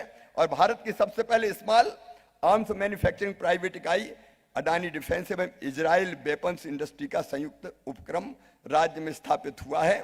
और इसलिए डिफेंस के सेक्टर में भी हम इकाइयों को विशिष्ट नीति के माध्यम से प्रोत्साहन की सुविधा देते हैं। नवकरणीय ऊर्जा में तो हमने धरती तो छोड़िए जनाब, बांधों की सतह पे भी सोलर पैनल बिछा रहे हैं। ओमकारेश्वर में पहला फ्लोटिंग सोलर पावर प्लांट बन रहा है, बांध की सतह पे सोलर पैनल, ताकि धरती भी बच जाए और पानी भी भाप बन के ना उड़े, पानी भी बच जाए, हींग लगे ना फिटकरी, रंग चढ़े चोखा। ये काम अगर कर रहा है तो मध्य प्रदेश का, मैं कह रहा था कि कैनाल्स पे अगर आपको सोलर पैनल बिछानी है तो आप आइए, स्वागत है आपका। उसकी नीति भी हम बना लेते हैं। बाकी बांध भी एक्सप्लोर कर लीजिए। जमीन पे क्या जनाब, पानी पे पैनल बिछाइए, मध्य प्रदेश तैयार है। और कई जगह हम इसमें तेज गति से काम कर रहे हैं। जीरो कार्बन प्रधानमंत्री जी ने जो ऐलान किया है उसको पूरा करने के लिए मध्य प्रदेश कोई कसर नहीं छोड़ेगा। ग्रीन हाइड्रोजन प्रोजेक्ट को राज्य शासन द्वारा हम कई तरह की सुविधाएं देने का काम कर रहे हैं, इंसेंटिव की सुविधाएं देने का काम कर रहे हैं। और ग्रीन हाइड्रोजन के भी प्रोजेक्ट सबसे पहले लगेंगे तो मध्य प्रदेश की धरती पर लगेंगे। आप तैयार हो जाइए, हम तैयार बैठे हुए हैं, क्योंकि अभी अभी प्रधानमंत्री जी के नेतृत्व में पूरी पॉलिसी डिक्लेयर की गई है। अब मैं भोजन का समय हो गया, वैसे काफी ओवर हो गया, इसलिए ज्यादा लंबी बात नहीं करूंगा। टूरिज्म के अंत में बात जरूर करूंगा। देखिए जनाब, मध्य प्रदेश टाइगर स्टेट है, मध्य प्रदेश लेपर्ड स्टेट है, मध्य प्रदेश बल्चर स्टेट है, मध्य प्रदेश क्रोकोडाइल स्टेट है, और अब तो मध्य प्रदेश चीता स्टेट भी हो गया है। यहां नहीं थे तो नामीबिया से प्रधानमंत्री ले आए, अभी दक्षिण अफ्रीका से और आने वाले हैं, और इसलिए मध्य प्रदेश चीता स्टेट भी होगा। और ये ऐसे नहीं कह रहा हूं, हम चीता प्रोजेक्ट बना रहे हैं। श्योपुर जिले में चीते आए, वहां आसपास की सड़कें, रहने को रिसोर्ट चाहिए, होटल चाहिए, गाड़ियां चाहिए, कई तरह की सुविधाएं चाहिए, और इसलिए मध्य प्रदेश चीते की रफ्तार से दौड़ना चाहता है प्रगति और विकास के पथ पर। आइए चीता प्रोजेक्ट भी आप आके देखिए। हमारे यहाँ महाकाल महालोक है, मैं सच कह रहा हूं, जरूर देखिएगा आप, अद्भुत बनाए। महाकाल महाराज के दर्शन भी कीजिए, अद्भुत ऊर्जा क्षेत्र है सचमुच में, वो हमें भी प्रेरणा देता है, आप में भी नई ऊर्जा आएगी। लेकिन उसके बाहर जो महाकाल महालोक बनाए, एक शिव सृष्टि की रचना की गई है। उज्जैन में होटलों में कहीं जगह नहीं है, लोग घरों में ठहरा रहे हैं, होम स्टे शुरू हो गया है। आइए वहां होटल बनाइए, रिसोर्ट बनाइए। इंदौर में जरूरत है, पूरे मध्य प्रदेश में। ओरछा में राम राजा विराजते हैं, तो मैहर में हमारी मैहर वाली शारदा मैया है, तो चित्रकूट में भगवान राम विराजते हैं। रिलीजियस टूरिज्म, देवास में चामुंडा मैया, तो सलकनपुर में विजयासन मैया, अलग अलग ग्वालियर हो शनिचरा में शनि महाराज विराजते हैं। रिलीजियस टूरिज्म की संभावनाएं, वाइल्ड लाइफ टूरिज्म की संभावनाएं, हेरिटेज टूरिज्म की संभावनाएं अगर कहीं देखना है तो मध्य प्रदेश में देखिए। और इसलिए जिस भी सेक्टर में आपको निवेश करना हो, आप बिना टाइम गवाए आइए। देखिए मेरे मन में तो जिद है, जुनून है, जज्बा है। अब मुझे कोई कह रहा था कि तुम थकते नहीं हो क्या? थकूं कैसे? मध्य प्रदेश को और आगे ले जाना है।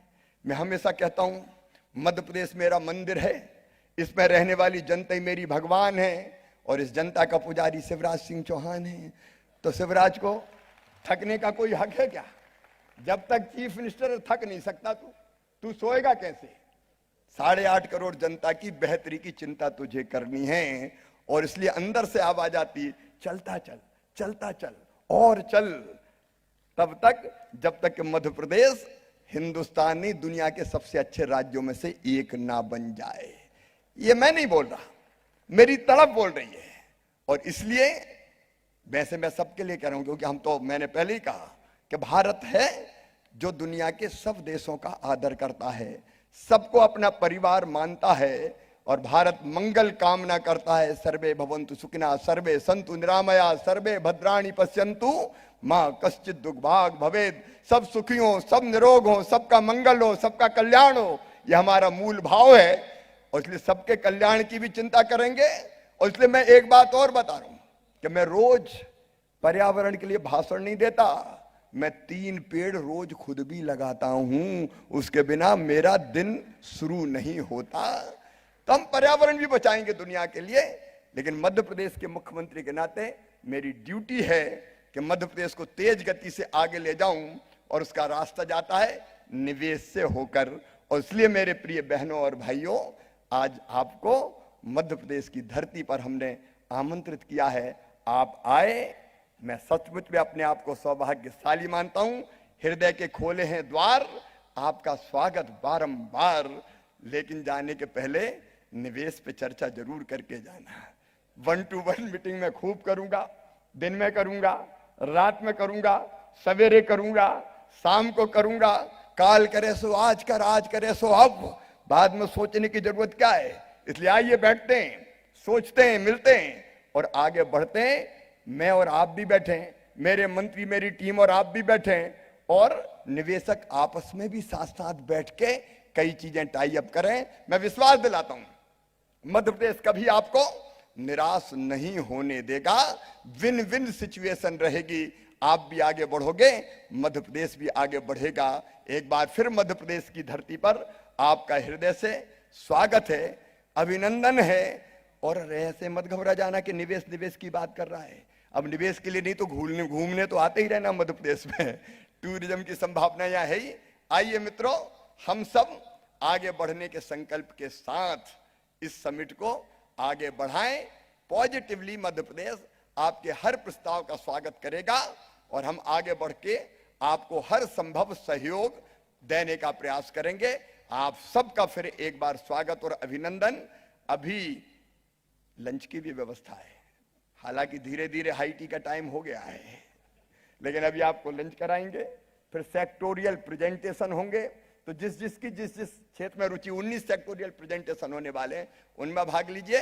और फिर हम और आप मिलेंगे, आप और आप मिलेंगे और नए प्रस्ताव तैयार करके आगे बढ़ेंगे। मध्य प्रदेश को और देश को भी समृद्धि और विकास के पथ पर आगे बढ़ाएंगे, इस संकल्प के साथ कि 2030 तक भारत को दुनिया की तीसरी सबसे बड़ी अर्थव्यवस्था बनाना है।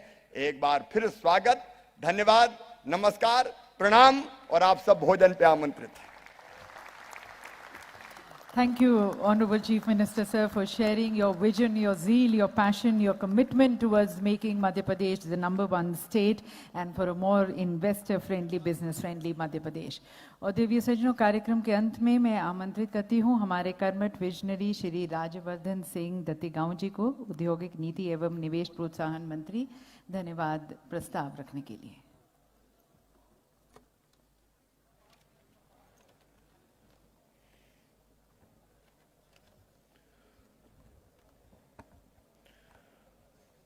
As we stand to commence this important event, I would like to thank our Honorable Prime Minister who took out his valuable time. I would like to thank our Honorable Commerce Minister who took out his time. Of course, our Honorable Chief Minister, Honorable guests of honor, His Excellencies, Presidents from Guyana and Suriname, who spoke extremely well and told us how to go ahead. Ambassadors, Consul Generals and High Commissioners to India from 32 embassies, Chief Secretary, Government of Madhya Pradesh, all the investors who took out time from the busy schedule for discussing opportunities for investment and collaborations in Madhya Pradesh, domiciles of the cleanest city in the country, Indore, of course. Last but not least, all the fellow citizens who have been attentively following this summit through whichever media. My dear colleagues from the cabinet, there are my ministerial colleagues sitting here from Madhya Pradesh cabinet, our MLAs, our Honorable Member of Parliament from Indore, who's also here. Welcome all of you. As our Chief Minister has very clearly defined a lot of things, I would just mention a few of them. About 5,000 industrialists have signed up for this MPGIS 2023. Welcome all of you. Nearly 450 have expressed their interest to personally interact with our Honorable Chief Minister. 500 of the country's top industrialists are here. And of course, on the dais are the leading industrialists of the country. They've taken out their very valuable time and come here. Please, I would like all of you to applaud them once. They're extremely gracious. We are very grateful to all of you for being here. Not only are we going to have B2B in this summit, we are also going to have G2B. We are going to be discussing exports, imports, direct investment, and all the strategic alliances that are possible. Madhya Pradesh, as you all by now know, has a conducive industrial ecosystem here. We have, since 2003, when Shivraj Singh Ji took over as the Chief Minister, I would like to tell all of you, we had a negative industrial growth in this state. Today, under his inspiring leadership, we are growing at a great 24%. I think that's amazing and deserves applause once again. MP also boasts of a lower living cost here. which makes it advantageous for industries to be here. Government of Madhya Pradesh has built up a superb ecosystem over time, as our Chief Minister told you, and now we are ready for practically all the sectors. Another interesting fact I would like to share with you, semiconductors was mentioned by Honorable Chief Minister. We are also a seismic-free zone that makes it ideal state for semiconductors. Any and everybody who is interested, we would welcome all of you. Over and above all this, not only is Indore the cleanest city, which we again and again mentioned to you and you really appreciated it, Indore is also a city that has both an IIT and IIM, and that tells you a lot about our state, what we can do for IT here. But I personally believe that our biggest strength is our most experienced Chief Minister that we have in the country. Shivraj Singh Chauhan is a fourth-time Chief Minister. Along with that is a Prime Minister who compliments us, who's the most popular Prime Minister, most inspiring, very decisive and ever ready to be here, supporting us all the time. I'm grateful and thankful to him as well. Now, Prime Minister has committed a $5 trillion economy. Chief Minister has committed a $550 billion economy. I implore all of you to please stand with us, support us in achieving that. Honorable Prime Minister gave us the vision. He gave us a slogan, Atmanirbhar Bharat. Keeping in tune and in line with that, our Honorable Chief Minister has said, Atmanirbhar Madhya Pradesh. Atmanirbhar Madhya Pradesh is well on its way. Make in India, make in Madhya Pradesh. I would like to request all of you, ruke hue rahi ke liye koi ruka nahi, especially to my friends from the industry.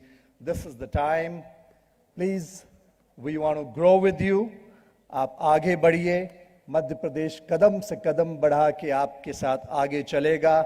हम मिल के प्रगति करेंगे, मिल के विकास करेंगे, मिल के राष्ट्र निर्माण में योगदान करेंगे. मैं पुनः आप लोगों से प्रार्थना करता हूं, Madhya Pradesh is future ready. I hope you are ready to join us, ready to progress with us, ready to build the nation with us. Once again, I thank all of you, welcome all of you. इस हिंदुस्तान के हृदय स्थल में आपका पुनः बारंबार स्वागत है, अभिवादन है. धन्यवाद. Thank you, Honorable Minister, sir. And with that, ladies and gentlemen, we conclude this session, thanking all of you for your participation. And we now invite you to please join us for lunch for our distinguished guest of honor. It's on the second floor, the Imperial Hall. For all our delegates, you're requested to please join us in the Nakshatra lawns.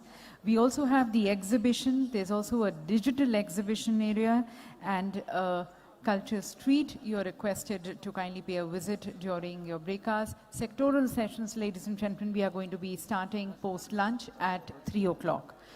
I believe you already have the information regarding where the sectors are, where the sessions are going to be held. You're requested to kindly move to the halls as per your area of choice.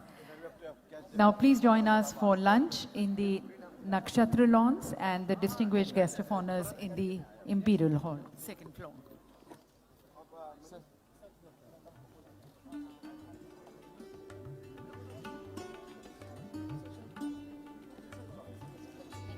Ladies and gentlemen, our sectoral sessions are going to be starting at 3 o'clock.